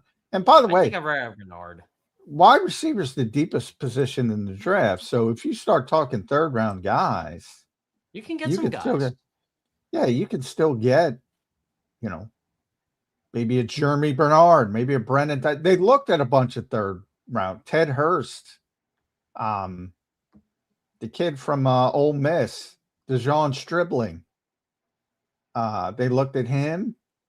They looked at the Texas A&M kid. Caleb Douglas. Texas Tech, not Texas. I think he's going to be a little later, Caleb Douglas. I don't know. A lot of day 3 hype on him now because he can run. Day 2, sorry. Third round though would be third. These would be third round guys. Now DeShaun Stribling, you know what's unfair for DeShaun Stribling? If they draft him in the third round, he's 6'2", 207 pounds, 6'2" and an eighth. 200. He can run. He ran under 4.4, but he's from Ole Miss. So people go, "Oh, he looks like AJ," and he's from Ole Miss. They all look like AJ. Yeah. Treylon Burks looked like AJ too, remember? Yeah, exactly. Yeah. Remember? Oh, that's AJ's replacement. Yeah, that worked out. Well, you got an extra part because he's from Ole Miss. So, he played at Ole Miss. You know what my favorite AJ Brown memory is? When he got the penalty against the Steelers for pointing at the defenders. Yeah. That was awesome. That was great. That's one of my favorite celebrations. It was so subtle. It's like, yeah, okay. 1-2. Yeah, that's true. Boy, it feels like that was like a different world. My favorite, if we're talking about my favorite, is just how AJ destroyed careers. That poor kid destroyed from Washington. John Robinson's career. Yeah, John Robinson. That was different though. That was he was the scapegoat. That was ownership. Everybody, Vrabel wanted him. Robinson wanted him. They just ownership wouldn't approve paying him. So whatever. But you always hear. Zander, how old were you when T.O. was here? Super young. I was born in 98. I'm telling you, every day was something. Fun or not fun.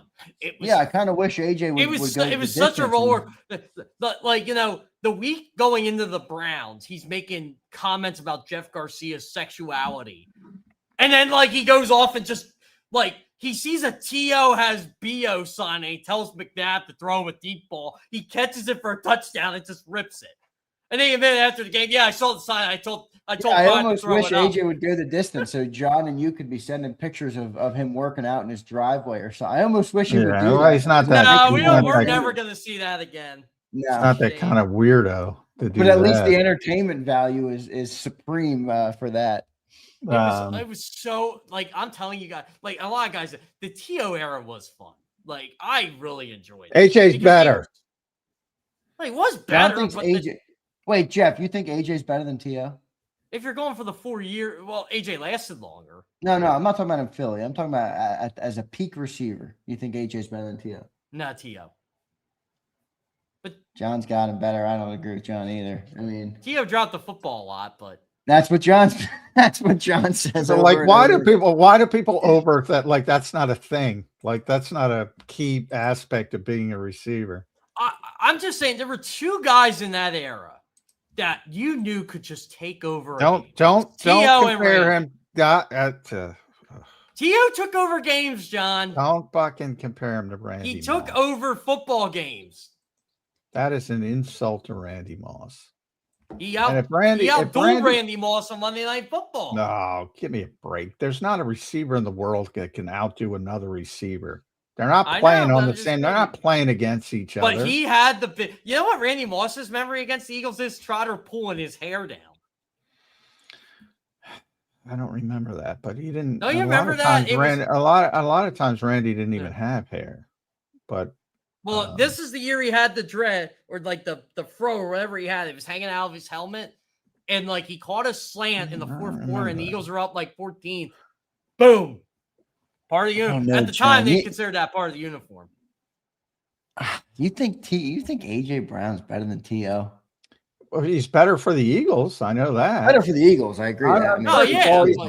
He's in the middle of his career. I'm not talking about longevity. I'm not talking about anything else. He's a better receiver for the Eagles. That's what I said. He had a 1,496-yard season. That's fair. And that's fair. I thought you said you overall think he's a better receiver. No, I said he's a better receiver for the Eagles. I said he shouldn't be in the conversation with Jerry Rice and Randy Moss, which is not an insult. And I should have added Calvin Johnson and some other truly, truly greats. That's not an insult. I said I don't think that's AJ Brown has been a better receiver for the Eagles. And I'm not even talking about, because he has been here for 4 years. I'm not even talking about that. I'm saying his height, 1496, 1456. But again, with a quarterback who isn't exactly a high volume thrower, all I know is unbelievable. And not to mention Super Bowl, and you win one, and you're the best team on the field in the other one. All I know is in 10, 15 years, when this is all said and done, we're going to say, how the heck did the Eagles trade away a Hall of Fame wide receiver? Well, after Jalen's latest Instagram post, that you think there's a chance that the Eagles are more loyal to A.J. Brown than by the way, I'm going to be an even bigger jerk here if the Eagles ever do get rid of Jalen Hurts, because I'll say it. How did the Eagles get rid of a Hall of Fame quarterback? He's not a Hall of Fame quarterback. He's on a trajectory. He's on a trajectory right now. Look, they judge you on wins. His team statistics for sure, but individual they're both on trajectories. But remember, those can derail quickly. I think AJ Brown's a much higher chance of being a Canton than Jalen Hurts does. But Russell Wilson, I agree with Jalen from a career to be a Hall of Fame quarterback, and every time he steps on the field, it goes south. Yeah. See, I think Hall of Fame should be more judged on individual talent. Well, it should. Unfortunately, it should be, but that's just not how they do it. Like Jalen has an extremely impressive resume when it comes to the team aspect of the game. Agreed. It's obvious. Yeah. I mean, and football is the ultimate team sport, as John likes to point out. But from an individual talent standpoint, guys, I mean, I'm not crazy for saying this, right? His talent is not Hall of Fame caliber talent of all the quarterbacks. I would say the same about Tom Brady, though, for 6 years. But I mean, I'm talking about. I don't agree. I would say there's no way they shouldn't allow Eli Manning in the city limits of Canton. But he's going to get. But he's going to be in the Hall of Fame. So there's two different conversations. It's so hard to pick how, but if you're just going by how they pick, if Jalen's we're to quit football right now, there's a case to be made. He's not. No. There is a case to be made. Nah, if he wins another one, I think he'll be in. All right, here's one for you. Every quarterback that's lost their first Super Bowl appearance and won their second is in the Hall of Fame. How many of them are there? 4. No, I got to call shenanigans, Chef. That's a bullshit stat. Like, who cares? Okay, name me the last one to do it. Well, name me the last one to do it. Though? I mean, Dan Marino's only been to one. He lost it, and he's one of the best quarterbacks of all time. Guy, who's a better quarterback, Eli Manning or Jalen Hurts? Jalen. Yeah, I agree with that. Eli Manning's an average quarterback. Yeah. Average quarterback who had 2 great runs. That's like, I always used to, you know who as an old school NBA guy, I used to compare, quarterbacks in general, not just Eli Manning, to Vinnie Johnson versus Isaiah Thomas. Like when Vinnie Johnson's nickname was the microwave coming off the bench. Like when he was hot, he could score 40, 45. He was really good when he was hot. He can just completely carry a team, win a game. And Nick Foles was the comparison where I used in here. But, for the entire season, you wanted Isaiah Thomas, who's the all-star, the Hall of Famer, the guy who showed up every night. It's pretty obvious to me, the difference. For other people, it's not very obvious, it would seem. And I'm like, Nick Foles was Vinnie Johnson. He got hot for a short bit. It's fucking awesome. Ride it. But he's not, he's not a sustained great player like Isaiah Thomas. That's my explanation. You know what? It's funny. So I like to dig into the rabbit hole around this time. And again, I'm not a draft guy, but I like to read prospect, the Sky report of prospect of when these guys were prospect. And Nick Foles happened to be one. And everything they said about Nick was true. Every single thing. It was so funny. When he can get hot, he can carry you. But he's not athletic enough to be a full-time starter. But when he is, it was so weird. Like, it's like they knew. Yeah, I mean, he's just a local example. It's, Eli had 2 great playoff runs, and he was a 500 quarterback the rest of his career. Why he's going to get in? Because he's a Manning. And he's got the surname, yeah. He's got the surname. I mean, by the way, he did beat Brady twice, By the way, yeah, you beat Brady twice. I love this narrative. I love Eli Manning beat Tom Brady. Nick Foles beat Tom Brady. Right. Like the 52 other people don't have anything to do with it. Like the Giants won both of those Super Bowls because of their defensive front. Because of their defense, because of the Justin Tucks and the OCU Euros. Oh, Justin Tuck was freaking unbelievable in the one Super Bowl. Wait, here's freaking Rican. Antonio Pierce was a freaking beast, man. I loved Antonio Pierce. Here's freaking Rican, John, responding to you. That's a little hate, John. His stats put him up there with the greatest wide receivers in the league. I get you don't like his actions, but his skill was incredible. I'm not. No offense. Jeff's the stat guy. Like, I don't care. He played a long time. He's a great player. I'm not. By the way, I've said he's a Hall of Fame player. I'm saying he's not Jerry Rice. He's not Randy Moss. He's not Calvin Johnson. Those, to me, are the 3 best receivers John, of all time. Do you think it was a kind of a disgrace T.O. wasn't a first ballot Hall of Famer? We know why he's not in, but if you go off the numbers and the play on the field. I mean, I would have put him in. And I'm evidently the hater. John, you say you're not a stat guy, but is there a point where when the stats get so extreme that it's weighted differently? Well, obviously, he's a no-brainer Hall of Famer. First of all, I've never dismissed that. I just don't put him in the pantheon of the greatest receivers of all time, mainly because of the lack of consistency, the drops, and things like that. At his, when he's cooking, like you can look at his most famous game, which was that 49ers playoff game with the big catch, the catch 2, as they call it. Dwight Clark was the original catch. The sequel was T.O. He had 2 drops. T.O. had 2 bad drops in that game. He had 4 drops in that game, Jeff. But 2 were really bad, like in his hands bad. Yeah, exactly. And he was all disconsolate on the side. And I give him a ton of credit. I remember at the time, I go, to have that poor of a game and to come back and make that play in that moment, that's awesome. By the way, I mean, with Leroy Butler, a Hall of Famer, basically coming for your head. I mean, it was an awesome play, and to be able to do that, I've given Jalen Hurts credit for having a bad game and being able to still go out there and make a play to go win the game. So there's a lot of good to it. He's a no doubter. All I said was that A.J. Brown is a better Eagles receiver because part of it is, T.O., and part of it is he got hurt at the end of the season, which people forget. And that he shouldn't be in the conversation with Jerry Rice, Randy Moss, and I should have said Calvin Well, Johnson. should anybody be in the conversation No, with Jerry Rice? He's no, 101. no. Now, how is that an insult? And he does drop the ball. He dropped the ball more than any other big-time receiver, more than any other big.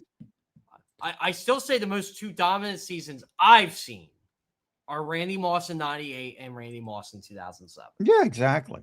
I mean, I will say of every Hall of Fame receiver, and I'm talking every single Hall of Famer, nobody dropped the football more than Terrell Owens. Nobody.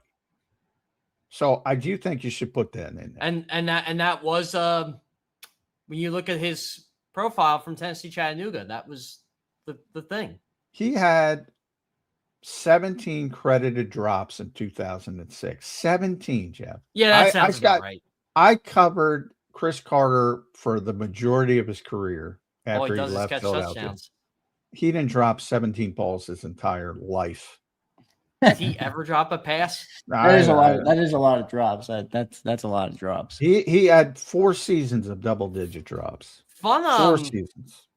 You know, John, there's 2 games that bother me in NFL history. There's 2. Randy Moss against the Cowboys on Thanksgiving, because I look. That's I am one of the convinced, great performances. Yeah, I know, and you know why? I'm telling you, I am convinced Randy Moss could have caught 8 balls and had 8 touchdowns if they would have thrown the football. That's one of my favorite plays ever, because the one where he slowed down for a tick.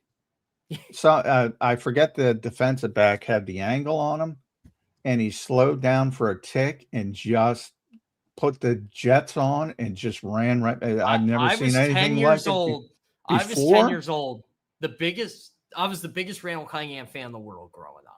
I was 10 years old. I was so excited he was on the Vikings, still playing football, just slinging it. And I remember my dad and I were like, oh my God, Randall Cunningham's going to win a Super Bowl, because no one's going to stop this Randy Moss. No one can stop him. Yeah, I covered the team. I've never seen anything like it before that. I've never seen anything like it after. And think about the great athletes we see today. I've never seen anybody else do it, what he did on that day. And I've also still to this day, he was so good in 98. I've never seen, like you always hear guys, receivers bracket it, you put the safety over the top. Only one time I've seen it. They put multiple teams put obviously the corner. They put a linebacker in between the bracket and a safety over the top. They didn't flex games back in 98, obviously, but if they had today's TV contract and today's TV rules, the Vikings would have been on every single week on national television. Now, Randall had a great season. Brad Johnson, I still maintain that if Brad Johnson didn't get hurt, they would have won the Super Bowl. Because he didn't make it. Randall had a very poor NFC Championship game. He did. Unfortunately, he did not play well in that game. But by the way, you know who else had a great year on that team? Robert Smith had a great year. Yeah. That was a phenomenal team. One of the best teams of all time. McKenzie had a big. Oh my God! Like everybody was good on that team. Jake Reed was the 3rd receiver. Boy, what a Randy was the 3rd receiver. Chris Carter was 1. Jake Reed was 2, and Randy was 3 because he was a rookie. Yeah. But John, just think about that. We were so deprived of a Vikings-Broncos Super Bowl. What a boring Super Bowl that was. Well, Gary Anderson had the first perfect season in NFL history, regular season, and he missed the kick. Yeah, it was an easy kick. Yeah, I think it was 38, maybe. By the way, the other game I'm still mad about in life, the day Nick Foles had 7 touchdowns because he could have had 10. But I swear Chip Kelly did not want to make that Raiders, guy have 10 touchdowns. Raiders. Nick was Vinny Johnson, man. He had 7 touchdowns with 4 minutes left of the 3rd quarter. And I'm like, this jerk of a coach is going to take him out because he wants to prove a point. And he did. Yeah, that was a weird trade. Nick Foles for Sam Bradford. Yeah, I'll still never get over it. All right, Jeff, final question. We got a couple minutes left. Who are the Eagles drafting on Thursday night? Give me a pick. Give me a selection. Give me a position. Give me something, Jeff. I'm going to go with I'm going to side with my boy Jonathan Jones of CBS Sports. He has mock draft come out today, and he picked Blake Miller. So I'm going to go with Blake Miller. Wow, Blake Miller. All A lot right, of people Blake say they don't Miller. think he's a first rounder. Yeah, some don't. It could be a reach. I still love say the they should. kid. High Yeah, floor, Blake Miller. Yeah, High that's how floor. I'm seeing it. Look, I think he spells NFL right tackle. It's just fine. He's not going to be as good as Lane Johnson, though. No, Lane Johnson is a Hall of Famer. Yeah, he's If Blake Miller, if they draft Blake Miller and he becomes a Hall of Famer, man, you gotta just pat the Eagles on the back. Well, yeah. I when Aaron Rodgers replaced Brett Favre, I go, the Packers fans are finally going to learn how the other half lives, because Packers fans were insane at that time. Well, they still are. They're still insane. They even And spoiled they got 30 years of they got Aaron Rodgers after they had over a quarter century of Hall of Fame quarterback play. You talk This about is how you get a spoiled fan Packers base. fan. This is how you get a Packers fan riled up. You tell them Jordan Love is the worst quarterback they've had in the last 30 years, and they lose their minds. I'm like, oh, no. Brett Favre wasn't that good. I'm like, Brett Favre was like the best quarterback in football for like 5 years. Oh my God, he was unbelievable. God, he was so much fun to watch in the 90s. Oh my God. The 49ers couldn't go to the Super Bowl because of Brett Favre. Yeah, Brett Favre was unbelievable. There's a lot of revisionist history on Brett Favre. He was really doing is. shit nobody else had ever done. Brett Favre was rewriting the record books, man. He was Dan Marino in the 90s. He just MVP. Just every year. Locking it. We were supposed to not have tangents today, boys. We might have had more tangents today than the history of They're tangents. football tangents. Yeah, I know. They're all. I love our tangents. A lot of people love the tangents on Jeff By Kerr the way, Monday. guys, for those of you Eagles fans that are spoiled, I'm going to tell you something. Watching the Eagles in the 90s was horrible. So shut up. When it comes to your Jeff, football don't team start ripping about into 11 the and thing. 16. No. Ready? Rodney Peete was your starting quarterback in a playoff game. Ty Detmer was your starting quarterback in a playoff game. They had 7 different starting quarterbacks in week 1 in the last 7 years. In a 7-year stretch in the 9. It was horrible. Horrible. I can name them all for you too if you like. It was bad. It was really bad. So for those of you who like to just rip on Donovan McNabb, just admit you didn't watch the Eagles before 1999. Yeah, I don't get the hatred of Donovan McNabb. I think, well, most fans don't. I'm telling you, I watched a year where they started with Bobby Hoying and he was so bad they had to go to Ty Detmer, and he was so bad they had to go to Rodney Peete, and he was so bad they had to go to Boyd Detmer, and then they went back to Bobby Hoying. Who's the greatest quarterback in the Eagles' history? In the Eagles' history? Oh, man. Is it Jalen? Jalen's got a Sounds case. I knew you were going there. Well, you want to go back to case. Ray Dinger days, you got to say Van Brocklin, I guess. Nor Van Yeah. Brocklin. If you're talking about the modern era, which I think most people, the Super Bowl era, I think it's still Donovan. Jalen's got a opportunity to pass him. Longevity, if Jalen's here a long time, he'll pass him. Yeah. This is a big year, though. Big year for Jalen Hurts. It is. But you know what? Donovan's had big years, too, when he showed up. Yeah. People don't want to admit that, but. I mean, if Donovan wins one Super Bowl, the whole narrative is different. Yeah, but, I think. Oh, yeah. Donovan's got a one. statue if he wins a Super Bowl. yeah. But you don't win, You Also, got all these people. Eagles I mean, fans that think about how Andy Reid is looked at. There's certain people. Oh, I know. Eagles fans that hate him, I can't even reason with them. I mean, there are some. Obviously, it's a minority, but there are some who think might be the greatest head coach in NFL history for all we know. Could be. Yeah. And you got still people who think he stinks. Yeah. Just they're Does he didn't win?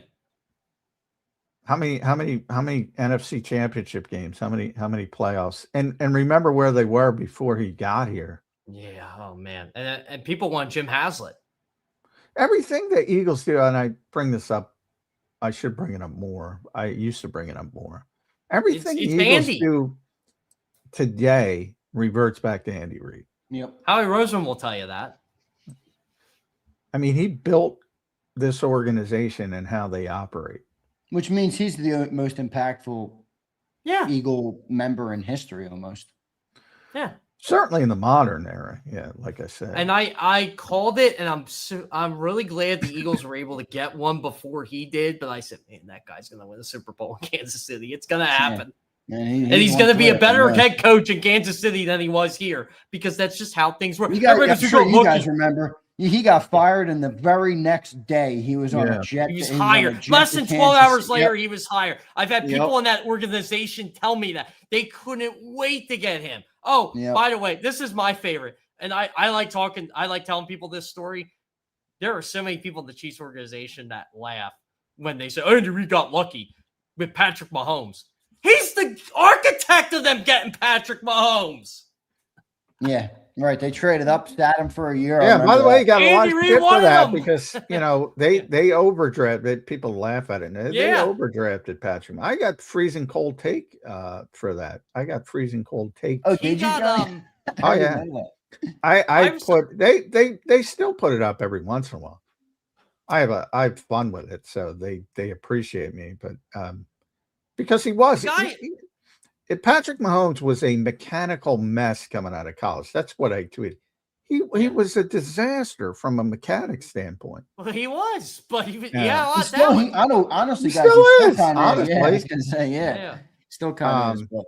It was. I'm trying to remember the GM before Veach. God, I'm trying to remember his name. Dorsey, Glenn Dorsey. No, not Glenn. John Dorsey. John. He was here for a while. He was here for a while. And I still remember I was watching Dorsey's press conference. He said, I know everybody says we should have took this guy or we should have took that guy because he didn't want to name drop people. But he said, I'm telling you, this was Andy Reid's doing. And he wasn't selling Andy Reid. He said, when Andy Reid said, this is the guy I want, we wanted to make sure that it could happen. And it did. Yeah. Like I said, he was not. They picked him 10th, I think. And they moved. You really want to go down a rabbit hole? Go look at the Chiefs Eagles connections in the front office, in the scouting department. Oh my God, there's at least 50 people. Brett Veach is one of them, by the way. Oh yeah, Brett was here. Everything. Yeah, and when the Eagles get in trouble, the one little pocket was Chip Kelly when they tried to get away from, and then when they couldn't hire Ben McAdoo and Adam Gase. Think about that. What a disaster that had to be. John, was that your first year covering them? 2016. Yeah. Well, full time. I was doing some fill-in stuff before that for a couple of years. But 2016, Doug's first year was my first year. And he was like maybe their fourth option, definitely at least their third. There's some people who thought they wanted Coughlin as well. I didn't think that was ever going to be a thing. Yeah, either do I. That's why I don't talk about it much. But definitely, Gase was the number one choice, and he had such an ego. They're like, all right, Godspeed. We all need luckily. This. And then it was McAdoo. And McAdoo agreed to take the job, and the Giants convinced him to come back. As the story goes, he was driving down the turnpike, turned around. I don't know which. That would have been awesome. Stop, Molly Pitcher or whatever. Stop on the turnpike. He didn't want to pay to come into the PA. So the Eagles had leave. The Eagles had a welcome basket, like a fruit with some basket. They were all ready to hire Ben McAdoo. And then he went back to the Giants and they hired him. And they basically went to Andy and said, who should we hire? And he recommended Doug, and the rest is history. There you go. John, you've been covering probably the best 10 years in the franchise's history. People should thank me for taking it, because it's by far the best. The luck showed up when Johnny Mac showed up. All right, Jeff, we got to run. We're overtime, man. Thank you for doing it today. We appreciate it, brother. We will talk to you next week after the NFL draft. Thank you, Jeff. Yeah, sounds good. Thanks, guys. Later, dude. All right, thanks, Jeff. For joining us here on Birds 365. Good show today with Jeff. A lot of good conversations, a lot of good tangents. Johnny Mac. John, your final thought here on a Monday edition, just a couple days out now from the NFL draft.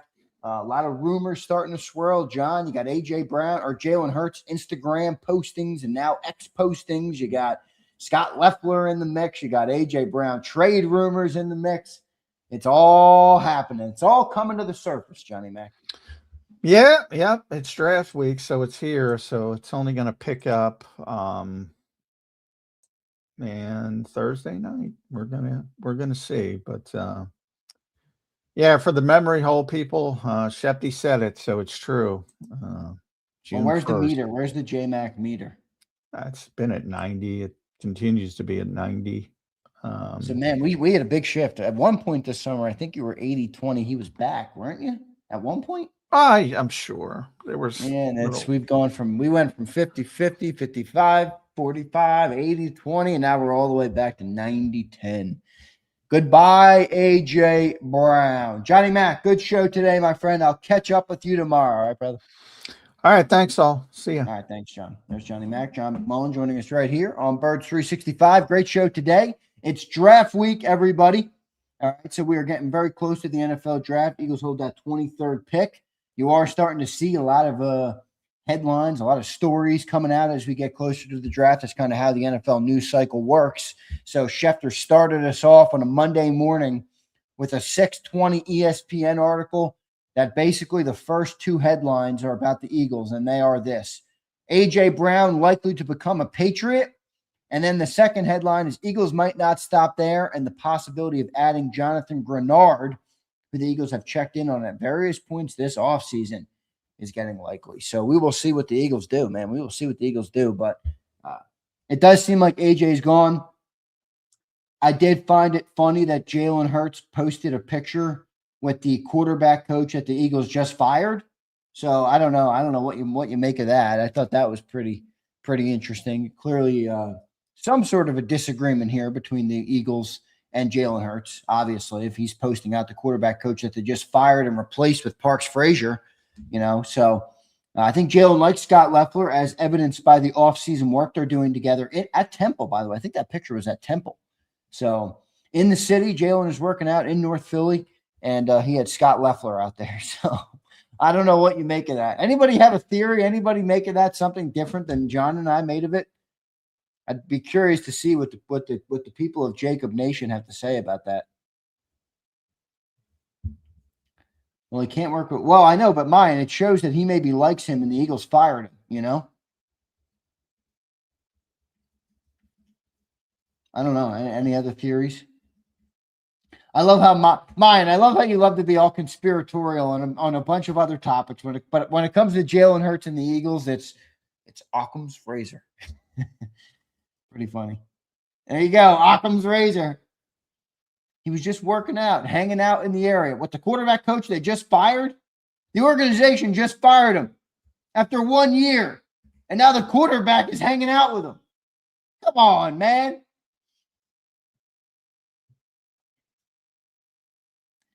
Patriots going to have a big drop-off. I could see that. It's a passive-aggressive shot that proves he's resistant to change. I kind of agree, Rasputin. He's clearly trolling. I know. Look at Cullen. I love you, brother, but come on, dude. You're choosing to believe delusion. He says he might just be training with him. He trains with different people every offseason. I know, Cullen. He chose to train with the guy that just got fired from the organization he's employed by. I mean, come on, Cullen. Put two and two together here. Clearly trolling, I agree. Chuck Hutton says, down goes Frazier. Down goes Frazier. Maybe Hurts wants out. Could you imagine? Maybe he does. BGG sends I'm freezing. I know, BGG. It's like 40 degrees. What's going on here? What's going on? Parks Frazier.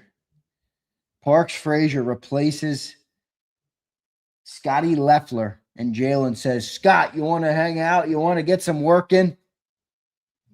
Pretty funny. Maybe Jalen will hire him as a personal coach. Trey says, I can see why he chose a female agent. He operates with female emotion. Seems to be a lot of that in Eagle Land, doesn't there? A lot of passive aggressiveness. Organization, isn't clear. Coach isn't clear. Jalen's not really clear. Who knows? Who knows, folks? Scotty doesn't know.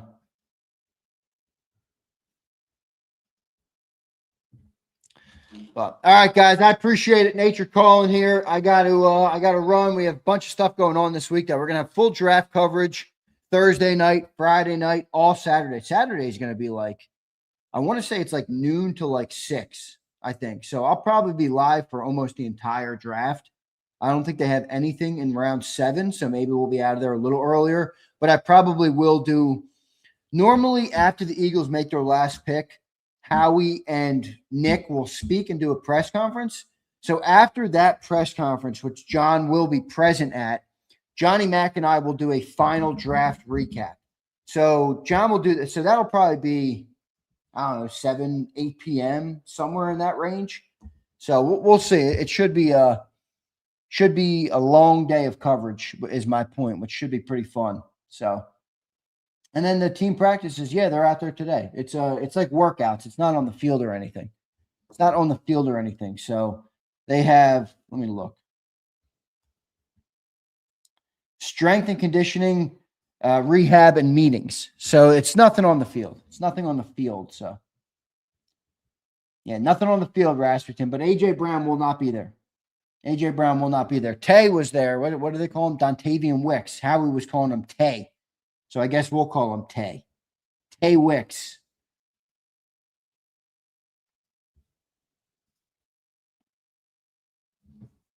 So we'll see. By the way, shout out to the Flyers fans in here. That team played well on Saturday. I believe that game was Saturday. I watched some of that game. So they look good. I told you guys, I think they're going to win that series. They had nothing to lose coming into that series. So, and the Penguins have a lot to lose. The Sixers, yeah, let's not get into that. They look horrible. And the Phillies are not in a good spot either. So tough spot for the Phillies, tough spot for the Sixers. Flyers playing well. Porter Martone is a hell of a hockey player, no doubt about it, Crowley. So no doubt about that. But all right, guys, love all you guys. Hit that like button. I will catch you this afternoon on the National Football Show. Tons of coverage later in the week for the draft. And then tomorrow on Birds 365, I'll have Johnny Mack do a full Eagle mock where we'll kind of run through them, and I'll make him take a selection in each round. So he won't like doing it, but I'm going to make him do it. So appreciate all you guys watching. Hit that like button. See you next time, everybody. EAGLES. Eagles.